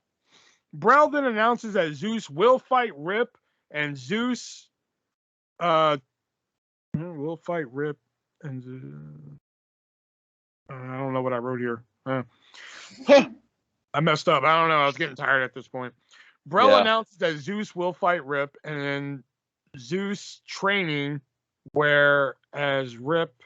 Oh, okay. Zeus is training where I forgot to put the word is. Zeus is training, whereas Rip helps his brother with rehab. There we go. Was his brother beaten that badly? Apparently. Like, goddamn, they act like he got like fucking. I don't know. Real I don't want to say fucked hip. Yeah, fair. Well, I mean, like they did like the. I was gonna say they made it look like he got hit by a car, and I'm like, I don't think he got beat that bad. I know, because didn't Zeus just like grab him by the neck and just start screaming? Ah! He did like punch and kick him a little bit, but like they were like making it look like he had to learn how to walk again. And I'm like, that's a little. Yeah, he had to learn how to walk again. Yeah. And Hogan or Rip was his only savior. Yeah. I'm sure that's how Hulk Hogan wants to be portrayed.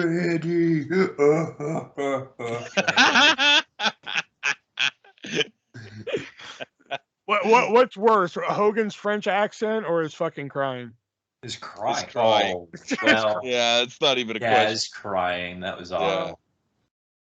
Rip helps his brother rehab from injuries, and Exec ponders if Zeus wins, and Brel is certain that he won't. Oh wait, I'm sorry. If Rip wins, I'm sorry. If he ponders if Rip wins, and Brel is certain that he won't. Zeus, like just whispering his name, gave me immediate Friday vibes. I'm just like, great. It's a Debo in a wrestling ring because like just like Rip is preparing and is upset Randy isn't there. Charlie assures him that Charlie assures Rip that they are coming. As Randy and Sam exit the elevator, Sam is now kidnapped. I'm pretty sure TV network guys aren't powerful enough to get people kidnapped and get away with it. Pretty sure. But 1989 at the movies has something to say on the phone. I guess Coke has an involvement. First, she's bitch smacked by the network owner. Then she's like almost raped. Now she's kidnapped. Yeah. Most unlucky woman in the world. In like the span of a week. Actually, the span of like 3 days. Holy fuck. She should just stay home. Just stay home. Don't date Hulk Hogan. That's well, that too, yeah. Yeah, don't date Rip Thomas. Yeah. Sam is kidnapped and brought to Brel's production office. Brel calls Rip to make the ludicrous idea that Rip make it look good for 10 minutes and then take a fall. Charlie leaves to go find Sam. There is another character that's hanging out with Charlie and Randy. I just didn't catch his name. So just FYI. Wasn't there a girl? Yeah, that was Sam. Okay. No, there was another girl, a blonde. Oh, yeah, but she doesn't show up until they show up at ringside. She was in like one other scene earlier when they were sitting on a couch. Yeah. Oh, they were sitting on a couch, Yeah, when Zeus stares the hole through him, yeah. Rip is introduced and Brel looks on pleasingly. Zeus enters the ring and Rip shows concern, and the fight starts. Brel is calling spots from a booth that no one can hear from. He's just like, yeah, choke him, Zeus. And I'm just like, dude, one, Oh yeah, and I want to mention this too. The DVD that I have, the cover says no ring, no ref, no rules, and the last fight clearly had a ring and a ref. Yeah. Maybe no rules, but clearly a ring and a ref. Well, like you said earlier, there's only one rule. Don't die. Don't die. That's still a rule. Yeah. You know. Brella's calling spots from booth. Meanwhile, Sam escapes the cronies. She escapes in an elevator, and the cronies and the security guards are running downstairs. This is the slowest fucking elevator in the world, then. Yeah. Because they're also the worst cronies ever. They had one job. But like, still, like the elevator opens and they're there. Like, gotcha. Like, damn, that's the slowest elevator fucking ever. Yeah. There are some pretty slow elevators. I've been in some. I mean, I'm in elevators on a daily, so there are some I could argue I could get to the bottom before they do. I don't know, man. Zeus takes control of Rip and tries to kill him with the ring post. That one he did try and kill him. Because if that ring post would have hit him, he'd been dead. Yeah. Zeus takes out. Oh no, yeah. Zeus takes out Charlie, the trainer at ringside. And Rip then rips up.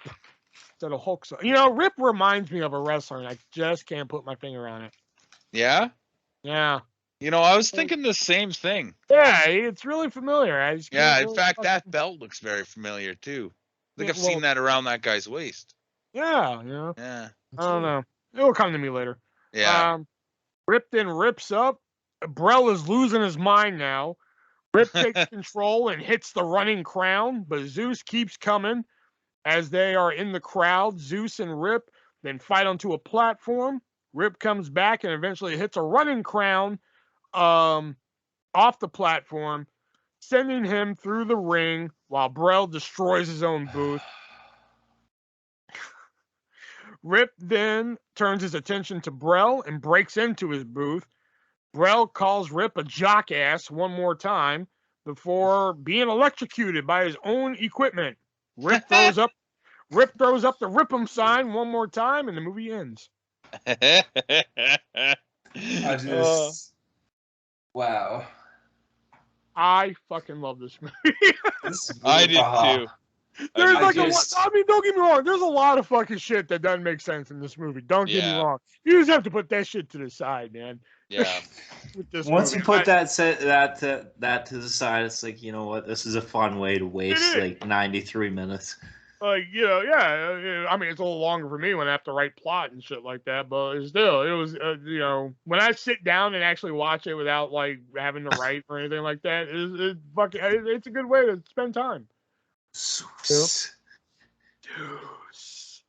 You know, but like, yeah, when I'm watching it and having to make these observations, I'm just like, Jesus Christ. Yeah. Slowest elevator ever. And like, yeah, this Sam, she's having like the worst fucking week ever. Oh my God. No shit. I feel bad for her. I want to like hug her and give her some flowers and tell her she's this executive but has no security. That's another thing. Like, what kind of executive are you that you have no security, especially after like the first thing, and then wow. Not much wonder she fell in love with Rip so fast. Just like, oh. Oh my goodness. I'm lonely. Oh, I get that. Do you? No. And just, you know, Rip decides to, like, you know, just destroy a whole restaurant to defeat 2 guys. But it was like 15 guys. I could at least understand. Yeah. You know, but it was 2 guys. My hero. Oh, yeah. You know, she actually died back in 2010. Yeah. Oh. Yeah. That does suck. Because a lot of these people I looked up to see, you know, what they've been up to and stuff like that. Like the 3 wrestlers that Brell introduced himself to, like, you know, Chisel, and like the one guy who looked like a blonde Terry Funk. Yeah, Terry Funk, you know. But like, yeah, apparently that was the only thing he ever did was No Holds Barred. Wow. Yeah. But overall, I mean, Hulk Hogan, his first starring role. I mean, he did do better movies later, in my opinion. I'm sorry, nothing will ever High be. Noon and Mega Mountain. Shut up with your High Moon and Mountain shit. Fucking, what is your obsession with that fucking movie? It's the Three Ninjas, man. The Three Ninjas, you fucking whatever. Your direct-to-video bullshit. But yeah, I mean, Mr. Nanny is what I was getting at. You know, say what you want about Mr. Nanny, but Mr. Nanny was off the chain. Suburban Commando. Suburban Commando is good too. But like, I remember when I first discovered this movie as a kid, and I watched it a lot because, you know, everybody was a little Hulkamaniac. Everybody had their vitamins and prayers and racism in them.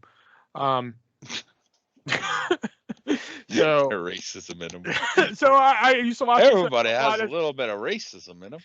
So I used to watch this a lot as a kid because I was a Hulkamaniac, and then you know, seeing Zeus and like Friday later was like, oh my god, this is jarring, you know. And then and so I mean, overall, on a scale of 1 to 10, I got to give it a 7.5. Yeah, I enjoyed it for what it was. You could tell a lot of the jokes were Vince jokes, and they were those bad toilet humor jokes, and yeah, just that. And I did not like Zeus as a villain. He was kind of bland and boring and didn't really have a whole lot of substance to him. But I did dig it, and I thought the fights in general reminded me less of wrestling and just as like Roman, like modern day Roman gladiator fighting type thing more than wrestling. I gave it 7 out of 10. I gave it 6 out of 10. I would have rated it lower, but then we reviewed this, and I thought, you know what? It is. I mean, it is that fun way to waste however long, 92 minutes. Or Hogan's crying is awful. Well, to be fair, I mean, most of the acting is awful, but I don't think that's the point. 94 minutes, by the way. 94 minutes. Okay, so a fun way to waste 94 minutes. I marked out for Jesse Ventura, Mean Gene at the beginning. Oh, here's Mean Gene and Jesse Ventura. I'm like, oh yeah, Mean Gene and Jesse Ventura. And then it just went. The one thing that would have been 6. The one thing that would have been cool is if they like showed a little bit more of Rip actually having other matches, because it was like only that first match that they showed, and then the next match he was in was like the main event, so to speak. You know, would have been cool if they had him in some other matches, but. I thought it would have been cool if they just had him as Hulk Hogan, WWF champion Hulk Hogan, wow. But then the rest of it wouldn't have made any sense whatsoever. You don't think so? Well, it already didn't make any sense. I was going to say, you think that would have made it? How can the WWF champion, who's on one network, then go represent the WWF to do negotiations with another network? He's not. What? Yeah. Hey man, they opened the forbidden door. I did have that written down. Yeah. Where did I have that written down here? I think it was my 3rd page. Forbidden Door matchup here. Yeah. Yeah. The Cinder Block Smashes Forbidden Door matchup. Shouldn't it be a title? That was another thing. So Zeus versus Rip isn't even for the WWF Championship. No, it was for the Tough Man Championship. I know, but wouldn't it make more sense? I would have thought it would make more sense that Zeus would want the WWF Championship over.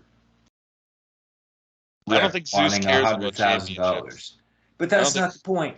No, but that's not the point. And the other thing is that's a WWF sanctioned belt. They can't just, sanction. Exactly, and that's another thing. Like, again, like, if you want to put logic into it, again, let's go back to the whole network thing. Like Brell's like, I want Rip on my network, and like, and Zeus is like, I want to fight Rip, and like, the network was like, no, you can't have our star on your network, and like they did. There's lawsuits out there. Like if Adam Page just said, "Hey, I'm going to show up on fucking, or like tonight, hey, I'm going to show up on NXT," there will be lawsuits out the ass. Yeah. Yeah. Oh yeah, and here it is right here. Kurt Fuller, who played Brell, was offered a paid gig on a wrestling convention panel and live podcast in 2019 to discuss the movie with some other film and wrestling personalities. Apparently, he scoffed at the notion and declined having anything to do with wrestling ever again. Wow. Apparently, a very young and unknown Marcus Bagwell can be seen as an extra in several scenes. Oh yeah, I have heard that. Yeah. And as we all know, Zeus, the character from the movie, actually became a character in the WWF. The rumor has it that if Zeus would have worked out in WWF, WrestleMania 5 would have been Hulk Hogan versus Zeus. Well, that was my fun fact of the week, so fuck. Oh. Shit. Yeah, sorry about that. But apparently, Zeus, got to understand, Tiny Lister wasn't a trained wrestler. He was an actor, so bringing him in for a major program against like these trained professional wrestlers probably wasn't the best idea. But if you go back and look at Zeus in the ring, yeah, he's not a great worker, but he can get a reaction out of that crowd. Yep. Well, sure. He's a scary looking dude. Still, go back and look at some of the shit he does, and like the crowd just goes fucking nuts. All right, that was our review of No Holds Barred, the 1989 classic. You know what? Fuck it. I'm gonna say 8. Fuck it. I'm gonna change my review right now. 8. There you go. Because it's good. It's no Ready to Rumble, but it's good. So before we get into, I'm going to give Nick a little bit of time here to find a new fact of the week while I talk about one of our sponsors here, and that being repsports.com. And what repsports.com offers, they offer a wide variety of pre-workout, mid-workout, and after-workout products. You can start your workout, or pre-workout, I should say, with the Broken Arrow pre-workout powder. And then while you're having your workout, if you need a little boost to get through that workout, there's the Raise on the Go powder, and there's also the Raise energy drinks. And then once you're done banging and clanging, getting all ripped up like Rip and No Holds Barred, you're going to need to come down. So you're going to need some of that Hyper Sleep powder that puts you down for a nice, easy, good night's sleep. And in the description of this podcast, there is a link where if you click that link, we're going to give you an amazing deal here. We're going to give you 4 packets of Broken Arrow pre-workout powder, 2 packets of Raise on the Go powder, 2 more packets of Hyper Sleep. And then on top of all that, I'm going to give you 4 cans of Raise Energy. And if you drink a Raise Energy and everything, if you're not even working out and you drink a Raise Energy, you're gonna be jumping out of the roof of your car like you're fucking Hulk Hogan in No Holds Barred. Exactly. That's how I am when I drink a Raise. I just take a sip and I'm like, and I just turn into that. And you're gonna get their 4 most popular flavors. You're gonna get sour gummy worm, voodoo, Baja lime, and a 4th flavor that Shelby knows very well. What's that 4th flavor? Galaxy Burst. Okay. In fact, I'm going to crack open a Raise. I don't care if it's 8, 9:25 and 9. I'm going to crack open a Raise Energy right now. We're going to be up all night. Delicious. And if you click that link in the description, you'll get all that. Just use the checkout code ARTIST, ARTIST, and I'm going to give that to you for absolutely free. All that I ask is that you pay for the shipping. I know what you're thinking. Motherfucker, you just said you're going to give it to me for free. I am going to give it to you for free because on top of all that, I'm also going to give you a free $10 gift card to repsports.com.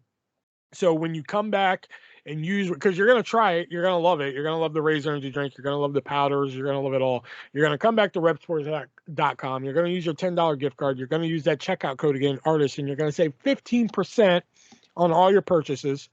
Okay. And then you can get hats, you can get shirts, you can get shorts, you can get more Raise Energy drinks, you can get cases of it, you can get a bunch of the powders, whole bunch of stuff. So head on over to repsports.com today. Let them know ARTIST from the 3-Way Dance Wrestling Podcast sent you. So, Nick, did I buy you enough time to find another fact of the week? Yeah, so at WrestleMania 24, Floyd Mayweather versus The Big Show was actually originally planned to be Floyd Mayweather versus Oscar De La Hoya. Oscar De La Hoya wanted nothing to do with wrestling, as he thought it was phony. So then it was going to be Floyd Mayweather and Shane McMahon versus Rey Mysterio in the Big Show, and then finally it ended up being Floyd Mayweather versus Big Show. Huh. Interesting. All right, and instead of impromptu promo this week, because I didn't prepare properly, I figured I'd try something a little different. It might go a little quick, but I figured, this is a little take, a wrestling take on scenes from a hat. Welcome to Whose Line Is It Anyway? So I got 3 prompts written down here. So the first one here, and just, if something comes to mind, say it. But the first one here is, I think y'all know how scenes from a hat work, correct? Yeah. So the first one is wrestlers who would be terrible daycare workers.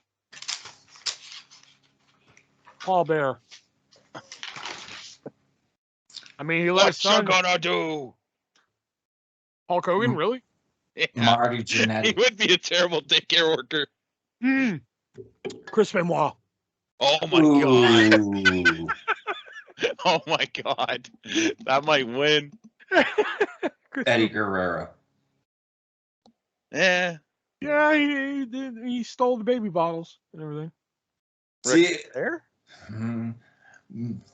Oh, Tiffany. Why Tiffany? Because she beat her husband? I don't know.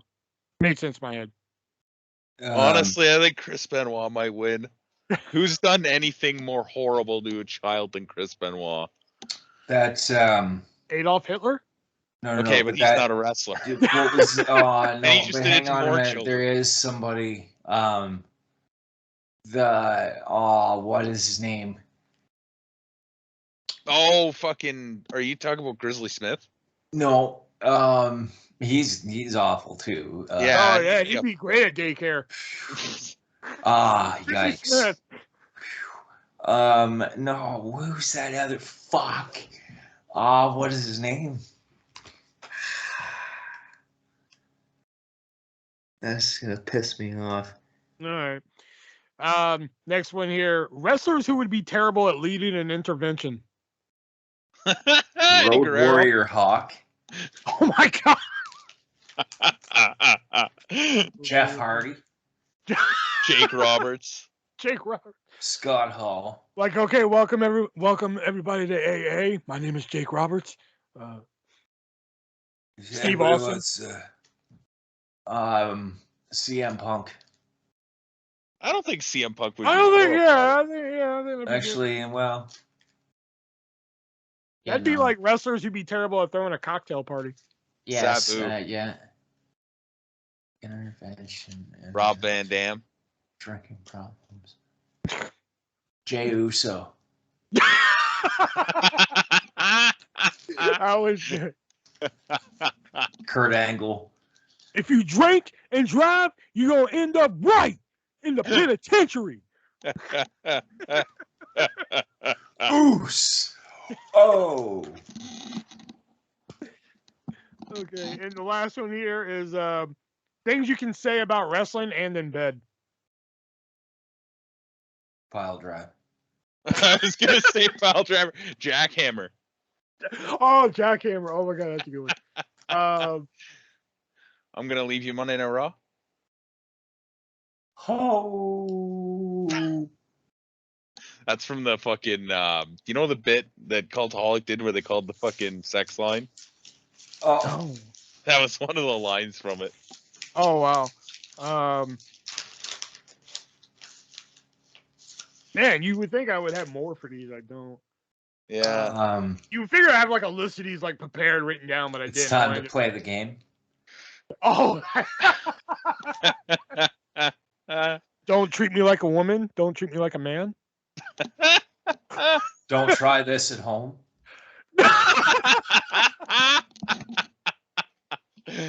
Oh. Best there is, the best there was, the best there ever will be. I dislocated my right shoulder.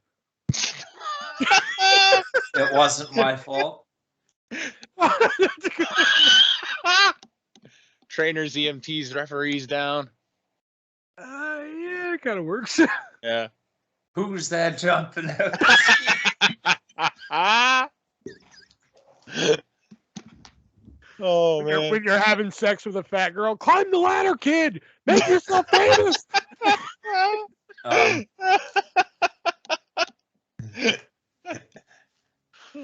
Oh my god. Here comes the axe. Here comes the smasher. Oh, I'm an ass man. Suck it. Yeah. that's a good one. That's a simple one. That's a simple one. It works. Fucking who's that jumping out of the sky? That one got me. That was good. All right. I like that segment. That was a good segment. That was good. Yeah. Scenes from a hat there. All right. And before we get into our questions here to wrap up this week, we got to give another shout out to one of our sponsors here, that being the great people over at moviesarusa.net. And I fucking love moviesarusa.net. Not that I don't. It's like saying you don't have a favorite child because you love all your children differently, but there's that one that you do love the most, and it's moviesarusa.net. And they have a great selection of movies and TV shows that are kind of hard to find on physical media, and some that aren't on physical media, because as we all know, physical media is out there dying. Go to your Walmart, go to your Target, go to your Best Buy, and just look at your physical media section and just look at how pathetic it is. It looks like some fucking crackhead came over there and messed it up. But you can head on over there and find that, old TV show like, let's see, what did you just recently released? Saved by the Bell, the new class. Not my cup of tea, but hey, if you like the new class, there you go. Hey, you like that Netflix show Black Mirror? Hey, hell yeah. There you go. You can get all the episodes of Black Mirror on physical mirror. Don't want to keep paying for Netflix just so you can watch the Black Mirror? Cancel Netflix. Go buy the Blu-ray. Fuck Netflix. There you go. Hell yeah. Yeah. Or do you like classic game shows? You can get all seasons of Are You Smarter Than a Fifth Grader? I'm not. Of the American one. I know in Canada it's Are You Smarter Than a Fifth Grader, eh? But, I actually watched an episode of Are You Smarter Than a Canadian Fifth Grader? It was weird. Colin Mox is the host. It was... yes, he is too. Yeah, it was different. But you can find all these shows, except for the Canadian fifth grader one, on moviesarusa.net, and we got a deal for you here. If you go on over there and use our checkout code 3-way, the word, not the number, if you use checkout code 3-way, you're going to save 50% on your purchase, and that's a hell of a deal. I mean, you can go over there and get a full series, not even a full season, a full series of TV shows for like $20. Go to Amazon, see if you can get that same deal on Blu-ray. You can get all 4 seasons of My Name is Earl for $20. That's with shipping. Come on, that's a steal right there. So head on over to moviesarusa.net, find that classic TV show there today, and let them know artists from the 3-Way Dance Wrestling Podcast sent you. All right, let me pull up the questions here, which I should have did while I was doing the promo, but I didn't. All right. All right, here we go. Jason wants to know, what's a place you would go? What's a place if you could go anywhere where you want to go? Thank you. I couldn't. Yeah, it's a little weird. A place that I want to go. Shelby's sister's bedroom. Back to England at this point. That's a good shout. Now, when he says anywhere, are we thinking like mythical places too? I mean, shit. I couldn't really think of one anyways, so. You know what? Fuck it. If we're talking about mythical places, then the G Spot. Hi-yo! It's not really a mythical place. Speak for yourself there, pal. You know what? Just to be different, I'm going to say Pluto. Well, that's not really mythical either. No, but it's somewhere. Well, I used to answer this question with Rowloo, Saskatchewan, but they've torn down like half the fucking buildings that I'd want to fucking see. So can't see the silo anymore. Corner Gas and Ruby are gone. And I think the Foo Mart's gone. The original Foo Mart's gone. I don't know. I'm gonna stick with Shelby's sister's bedroom. I'm gonna stick with that one. It's a good one. What do you think about that one? Oh, you like that one? Okay. And also, there's a question for Shelby. And Shelby, if Mae Young was still alive, would you want to date her? Sure, why not? That's probably why people are offended by us answering the questions. Probably. Continuing the social media and wrestling combo, what are your thoughts on Tony Khan canceling Brian Kendrick? Did we kind of touch on that? Yeah, we did. All right. Is it me, or does Khan have a hairline fragile trigger for cultural sensitivity, or is he in the right? Whether right or wrong, unfortunately, these days you have to. Yeah. That's the reality of it. If you want to have a company of that size and yeah, you know, have to kind of do that kind of shit. Yeah, but like when it comes to like that though, I think like I think I said this earlier. Did I say earlier the past is the past in some cases? Yeah. You didn't say that tonight, but you have said that before. Okay. And I think in this case, I think like in the Brian Kendrick case, I think the past is the past. Yeah. Like what he said before, okay, fine. You may not agree with it. You may not like it, but I don't think you should be pulling him off of television, declining him a paycheck just because you don't like what he said. If Tony thought, like, if nobody had brought, like, if Tony Khan hadn't brought light to the fact that had come up, nobody watching Dynamite that night would be like, oh, Brian Kendrick said all this stuff. Mm-hmm. Like, it wouldn't have mattered. Yeah. Just because, like. And again, I'm in no way defending what he said. I mean, what he said is his opinion, and he can live with it and shit like that. But I'm just saying, I don't think you should fucking take him off your TV show after you've already booked him just because, unless it's like something like, I wish all black people were dead. Then, okay, fucking do what you got to do then, homie. But like, he's giving his opinions on like the Holocaust. Like, well, I don't believe that the Red Cross said the numbers were, or whatever Shelby said. Yeah. I don't think that's something you should, quote unquote, cancel the guy for. No, he didn't fucking kill somebody. Like, Jesus Christ. That's the thing now. Everybody acts like he killed somebody, and that's like the general consensus whenever like bullshit like this comes up. It's like, motherfucker, it was 10 years ago. Who the fuck cares? He said he was just employed by WWE for how many of those? And they never found out about this. Never. Exactly. Yeah. They have a whole social media department. And that was, that's unclear. Like I said earlier when we were mentioning the news cycle, like fucking Lars Sullivan, they found his little comments on like some random weightlifting board, and they fined him $100,000. Yeah. Well, anyway, Tony also wants to know: would you like to see a Dark Side of the Ring episode about the 2022 Royal Rumble and Shane's related firing over it? Before I saw this, when I first saw this question, I was just like, "There's not enough meat there to do it." But then after I kept seeing article after article after article, I'm like, well, shit, maybe there is. It depends on how much more fallout there is from it. Yeah, I don't know. Because you could tie in the Big E stuff. Like, there's a lot you could tie into that. I don't know. I don't think it's... I don't think it's... Sorry. I don't think it's something that could be projected into a whole episode. Yeah. Yeah. It'd be interesting to hear interviews after it of people that were behind the scenes that night. Yeah. If you were gifted a pair of WrestleMania tickets this year's event, would you fly down and go? No, because it's like that old saying, like if life give you lemons, make lemonade. No, your lemonade's gonna suck without sugar and water. If you give me WrestleMania tickets, you also need to give me a plane ticket. Yeah, I'm not gonna go out of my way to spend more money on a plane ticket than what it's worth to go to WrestleMania. That just because I was given tickets to doesn't mean it's gonna be good. Yeah, I'm not interested in going to I honestly don't know if I'm interested in going to WrestleMania at all anymore. I would go to a Royal Rumble still, but it's kind of like the Super Bowl or World Series. Like I wouldn't mind just going, just to say like, hey, I went. Yeah. Just say, and to be fair, I was in a Super Bowl halftime show, but like I didn't see one speck of fucking football that night, so I technically don't count that as going to the Super Bowl. Yeah. But like I'm not a big baseball guy, but like if somebody's like, hey, you want to go to the World Series? I'm like, fuck yeah, let's go.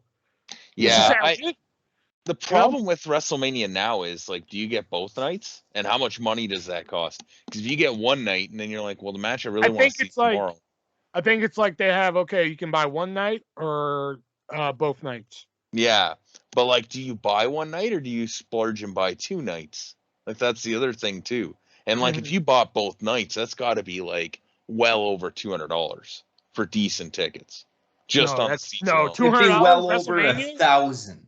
Yeah, I was about to Yeah. say decent seats. That's like 1,000. Like shitty seats is probably 200. Yeah. Well, when I say decent seats, I mean seats where you're gonna be able to see what the fuck's going on. Then yeah, you're probably looking at about like 500. Yeah. Maybe Exactly. And it's like, I'm not fucking putting that kind of change down on a fucking wrestling I don't show. know. We'd have to ask. We probably have to ask Aaron. Aaron's the one that used to go down for WrestleMania quite a bit. It'd be pretty cool. Which fucking Super Bowl were you at? The infamous one, the Janet Jackson boob one. Oh shit. Yeah. Tony wants to know, is Bailey injured? Why she left off the card? Yes, she is injured. Injured, yeah. Yeah. She'll be back soon though.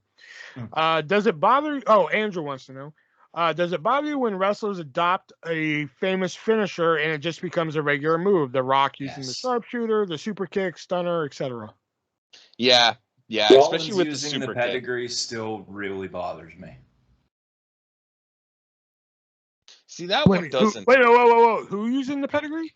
Seth Rollins. Yeah, but that used to be his finisher for a while. Doesn't matter. Okay. I don't get that with the pedigree, but everybody uses a fucking super kick now. And it's like, back in the day when Michaels used it, you knew that the match was over at that point. You were waiting for that super kick. Now it's just like a punch. And a lot of people can't throw super kicks well enough either. The one that bothers me, believe it or not, is Kevin Owens in the stunner. See, I liked Kevin Owens with the stunner. As long as he was using it as a finisher, I didn't mind it. The pop-up powerbomb was fine. It was, but like, I still think you gotta like change it up every now and then, you know? I mean, yeah, but it's nice having two finishers too, because like, is he gonna do that to fucking? I know he doesn't work there anymore, but Braun Strowman, is he gonna do that to fucking? He did it to Mark Henry. Yeah, it's still, you're throwing a lot of risk in that. He's got to have another finish that he doesn't have to lift somebody up for, I think. I disagree, but okay. Andrew wants to know, do you prefer physical media or digital downloads as streaming for video games? Shelby, this is your area of expertise. Expertise. I'm going to say digital download just because, I don't know, it's a toss-up. Like, I like physical media, but when it comes to video games, I don't care so much. But the one thing that's nice about that is that, like, you know, once you have the physical copy, you can kind of put it in and out as need be. But everything now you have to download anyways, so there's really no difference. So I'll say digital. Don't play him. Can't answer it. That's why I'm like, this is Shelby's question here. I don't even know. Yeah. We'll do Josh's last. Apparently I lied. Apparently Peter Avalon still works for AEW. Not from what I read. Whatever. Andrew wants to know, what would you rather be doing right now? Anything. Right now? What would I rather be doing? That's what it says. Actually, what would you rather be probably doing? sleeping right now. Is that a trick question? Thanks. That makes me feel real good. I'm tired, man. No, Nick's answer too. Oh, Nick's answer. No, I was saying, is that a trick question? Because why would I want to be doing anything else right now? Oh. That's wow, why what Nick's a nice guy. Yeah. I was gonna say, that's why Nick's my best friend, not you. Yeah, no, that's fair. I'm okay with that. What would I rather be doing right now? I don't know, watching porn and smut.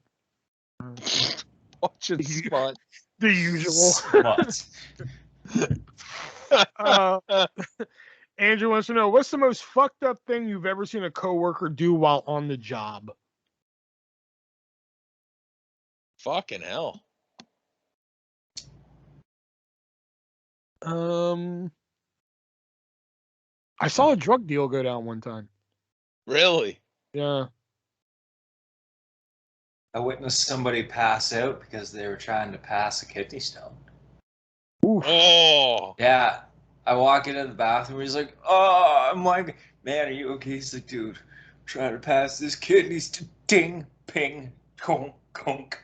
I'm like, "Oh." I'll just leave you to that. Yeah. Just close the door and walk out. He just pinged off the fucking stall. Grab the nearest lead. I'm like, okay, he passed out in the bathroom. You need to call an ambulance. Like, you're the fucking guy. I would have loved that if it was the other way around. Just like, hey, are you okay? I'm trying to pass a kidney stone. Clink, clunk, clunk. I'm like, I'll just leave you to that. Fucking leave. I don't really have a good answer for this one, but I will give you one. And it was a coworker, and he had this happen to him. I used to work for a property management company that owned apartment buildings, and there was this one crazy chick at the one building that I worked at, and I was talking to one of the guys who worked there a little bit more regularly, and he said one day he was getting on the elevator after talking to her, and she runs up in a fucking like what do you call the bathrobe, like a bathrobe type thing, fucking opens it up, bare chested, just says breast cancer awareness, and the elevator door fucking closed, and he's like, what the fuck just happened? I'll probably think of one later and been like, fuck, I should have said that, but I can't think of anything right now. And Jackie's left some questions. You guys better answer seriously. Yeah, we'll be serious, very serious. This first one's very important. Yeah. Do you remember the name of your invisible friend growing up, and what would you do for play? Nick? I don't. I didn't have an invisible friend. Yeah, me neither. Yeah, I don't think I did either. I was going to make something up, and I'm like, I'm not even that clever. Yeah, I'm sorry, Jax. We don't have an answer for this one.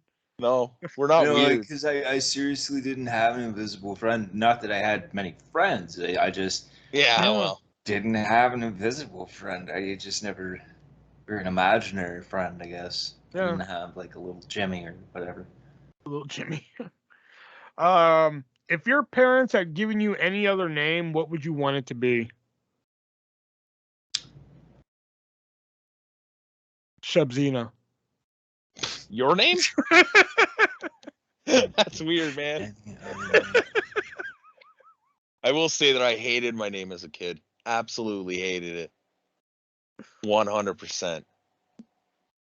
I mean, like, there's a lot of gender neutral names, like fucking Ashley somehow is gender neutral. I don't know how, but it is. Really? But like Shelby, I grew up.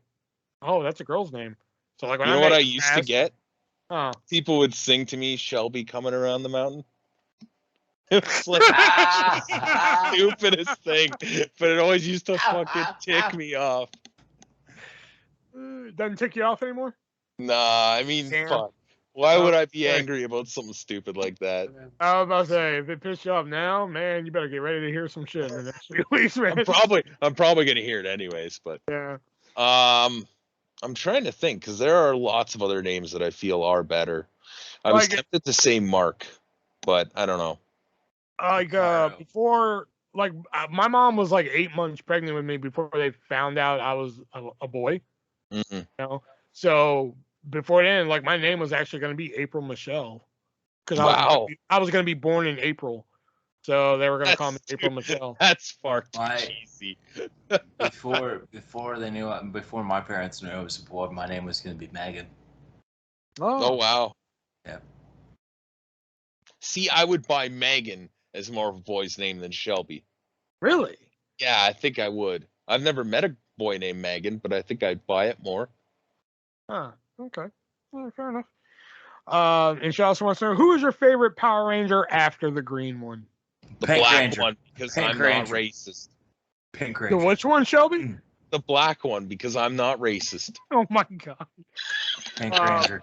I mean, yeah. Which one? Kimberly. The Pink Ranger. Man, Billy was the shit. Blue Ranger, man. People be sleeping on Billy. Billy was the shit. Although I did like Zach too. I was very young when Power Rangers came out. I barely remember any of it. I know I watched it, but. Oh man. All right, and Josh left us some questions here. What TV show would you all like to be on? The Office. If it were still on, Superstore. Trailer Park Boys. Family Feud. Whoa. Ooh. Who Wants to Be a Millionaire, hosted by Regis Philbin. Man, I can't believe he died in 2020. Can you believe that? Gross. I guess 2020 was his final answer.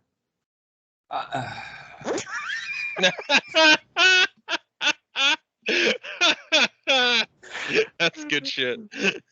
Yeah, Corner Gas, Superstore, or the Wonder Years, the original Wonder Years. The new one's good too, but the originals. If you all were competing against each other on a game show, who would win? It would depend on the game show. Yeah, I was gonna say it depends on the game show. Yeah. If it's something like Big Brother, none of us are winning that shit. Survivor, nope. The weakest link. I would bet that I could probably go further on Survivor if it were. Yeah. Okay, Just, so I don't know. let's speed around a couple games here. Like if it was just us three, Survivor, Shelby. If we were on Wheel of Fortune, who do we got? Not me. Yeah, and it's fucking spell. You'll be like 7. It wouldn't be me because given the amount I lost at Scrabble. Okay, then yeah, probably me. Jeopardy, who we got? Ooh, not Shelby. No, probably not. Depends on the categories in Jeopardy. Yeah. What other ones out there? Can't say Family Feud because there's 3 of us. Yeah. Other ones are out there. Rest your luck. Oh, that depends on the board though. Well, yeah. Yeah. You know? I don't know that one too well. What? I've heard of it. I just can't really do. Oh my god. Which one? Pyramid. I could do pretty good in Pyramid.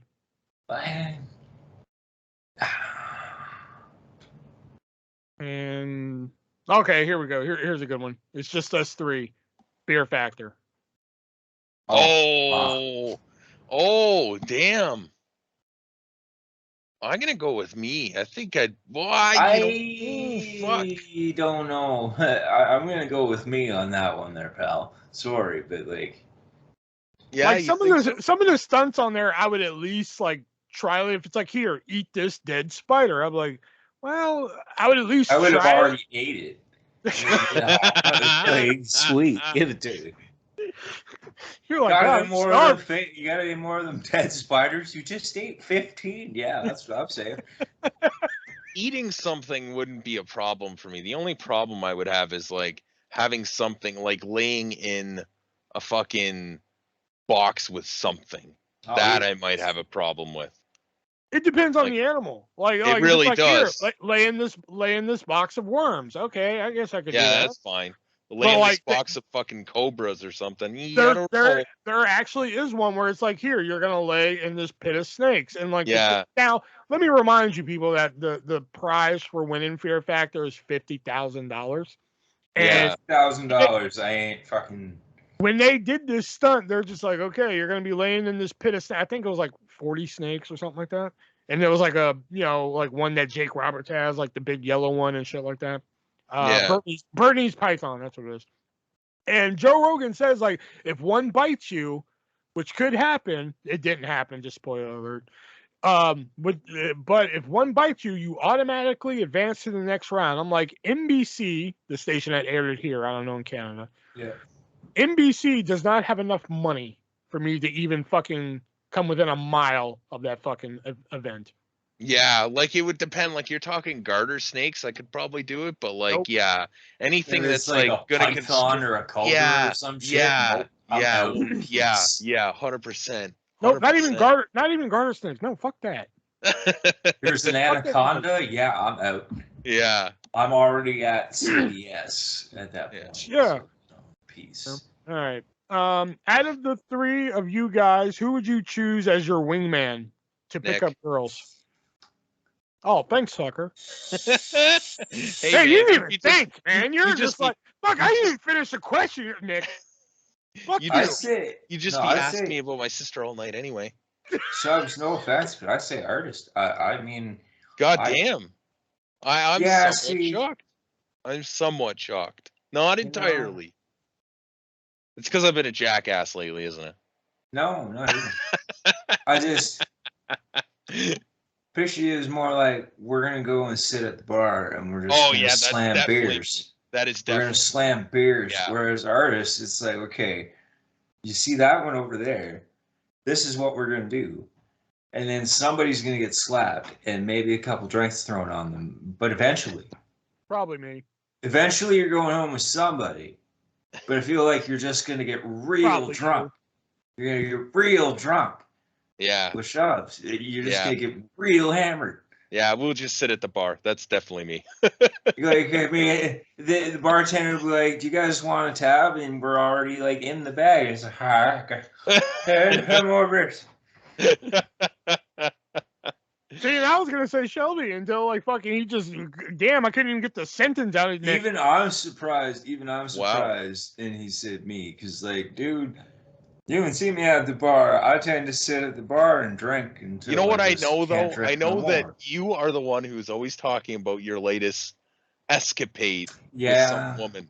So I'm kind of like, if there was There's like, no Yeah. recents though. Just well, I mean, That's true. one trying to revisit, yeah. if you will. But as much as No. Shelby, Also, you're a cripple. but No, not that. Well, I You mean, still have the story. yeah, and I and still as much as Shelby likes to deny it, he once hooked up with a stripper. That's hard to do. that is true. Very You don't nice. just go to a strip club and just be like, "Hey, you want to fuck?" and it just happened. No, a lot of work goes into that. So that's why I pick Shelby. Yeah. Okay. Yeah, I guess. All right. You know? Damn. We're all taking somebody different to the bar. Yeah, apparently. Yeah. Why not? Which wrestler, poster, or figure do you treasure more? My Dennis Rodman figure. I do The not have a very poster or a first. figure. So. The very Actually, that's first, not true. I do have a figure. Sorry, go ahead, Nick. Very first Funko Pop I bought, which is Macho Man Randy Savage, sits on my TV stand. Ooh, yeah. The only poster or figure I have is a Ric Flair figure? Yeah, I gave you Yeah. that. Yeah. So I guess I'll say that. Yeah. That's right. A character from a movie that's more like you. Gordy from Ready to Rumble. Evan and Superbad. Oh yeah. Oh fuck. Oh yeah. I don't watch movies with characters that are like me at all. Julian from Trailer Park Boys keeps fucking popping up, so I guess I'll go with that. Well, they do have a Trailer Park Boys movie. So there's 3 of them. Yeah. Drunk stripper. I always said Gordy from Ready to Rumble or Chester from fucking Dude Where's My Car. Those two are like almost me. You mentioned Julian, and there's still the heating and AC stuff, and he's good with his hands. And fucking there's a lot. I can see that. Gordy or Chester, dude, I can see that. Like I always thought, like if I frequent strip clubs a lot, I would be like that guy where like I'd come in and the strippers would be like, dancing up. Yeah. Hi, it's Mr. William. You know, like. Yeah, right. There's a chair just waiting for you. Perfect. I know, yeah. You're just like right there. They're like, Mr. William. They give you a sash and like. They're like, the usual today? I'm like, you know it. For some reason, that includes a basket of fried chicken. I know, right? Here you go. All right. Josh has a few more here. We're not reading this first one. Go. His other one is weird. We do like his first one, though. I don't. A sick bastard. Fine. Fuck it. We'll do it. If this is his one I was gonna skip, but if blindfolded, could you tell which one of us was jerking you off? What? No. Yeah. No. How? What? No, I couldn't. Oh. This is a PG show, kids. No, it didn't. Weirdest thing you asked your girlfriend to insert inside herself. I don't think I've ever asked a woman to insert anything weird inside herself. I've never. I really don't. I don't. Charleston Chew.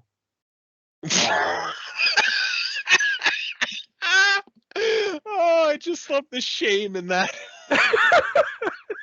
Charleston Chew. Why a Charleston Chew? I don't know. It was there. So. In the wrapper still? It was still in the wrapper. Yeah. Okay, well that's good. I think. Would you feel guilty pickpocketing a blind guy if you really needed the money? I would like to think I would. I really would like to think. Yes. Hell no. Fuck that blind guy. No, I'm kidding. I'd probably feel bad. Which girl from a movie you secretly wish you were? Regina George.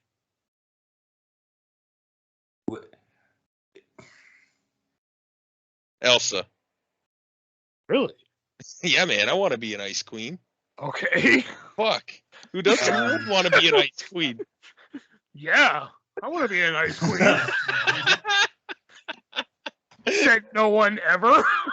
Why not? Said no guy ever, I should say. Hey, man, when you're how to answer this. Something I've never thought about. Well, Lola Bunny. Who? Lola Bunny. Yeah. Okay. An accent that's so annoying to you all. Canadian. Wow. French. Whoa, wait, what'd you say? Yeah, Quebec French. No, wait, what'd you say at first? I said, wow. Oh, wow. I thought, for some reason, I thought you said clown. I'm like, what the fuck? Yeah, I gotta say French. There's French Canadian or Quebec French. Yeah, see that? Yeah. Nah. Fuck you, fucking weirdos. Want to break off from the great country of Canada. I don't want this to come off as the wrong way, but there is an accent that does bug the hell out of me, and I have to hear it sometimes on a daily basis. But I don't know which region of Africa it's from, but I like Nigerian or Liberian, one of those two, because I have to hear it every day when like one of the fucking DoorDash fucking drivers call, because for some reason all the DoorDash drivers have this fucking accent. I don't know why. But I always get a fucking call, and it's just like, we want to know where you are located. I'm like, God, use a GPS. Like, fuck. You know? And I'm just like, we're located next to Pizza Ranch. And they're just like, Pizza Ranch? I'm like, oh! But I get tired of that fucking accent. All right, that was the last question here. So now we're going to move on to our vintage pick of the week, which is usually a show, a commercial, a promo, fucking match. Who knows what we're going to pull out of the old vintage pick of the week here. So, Shelby, go ahead with your vintage pick of the week. June 10th, 2002, Monday Night Raw. I know you hated Booker T's singing, but have you heard of Sexy Book? No. It's not really Sexy Book, but have you never seen this skit before? No. All right, Booker T, part of the NWO, trying to get into Shawn Michaels' office. He's knocking on the door, and Shawn Michaels not answering, and he's talking about how Shawn Michaels is the sexy boy, and Booker doesn't need to be the sexy boy. And he does the funniest, stupidest impression of sexy boy, and it's Booker T. Oh my God, you need to see it. It is fucking hilarious. He fucking breaks up while he's fucking singing. He just starts laughing. It's fucking incredible. Yeah, I feel like I should know that, but I don't. Yeah, I'm surprised neither of you have ever seen this before. You really need to go check it out. Yeah, it's got Kevin Nash and X-Pac in it too, and they can't help but fucking laugh either. Nick? My vintage pick, it's from January 19th, 2002. It was Randy Orton's farewell match in OVW versus the prototype, John Cena. 2002. And mine, I picked a very good classic given tonight's theme of the episode. I picked the uncensored 1996, the Doomsday Cage match, which featured Zeus, a.k.a. Z Gangsta, and the Ultimate Solution, a.k.a. Jeep Swanson or Swinson. A lot of people rag on that match. but like I find it very entertaining to watch. The Doomsday Cage, fucking love it. Because that pay per view also has like one of my favorite matches ever. That being Sting and Booker T versus the Road Warriors in a Chicago street fight. Oh my god, so fucking good. Such a good match. All right.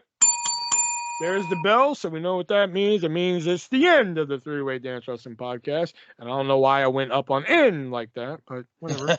I have no idea what the fuck we're doing next week. I only plan like 2 weeks ahead. Maybe I don't want to do another classic pay-per-view review so quickly. Maybe it's time. Maybe it's time to dust off the old the music section there. Maybe we'll do another music review. Yeah.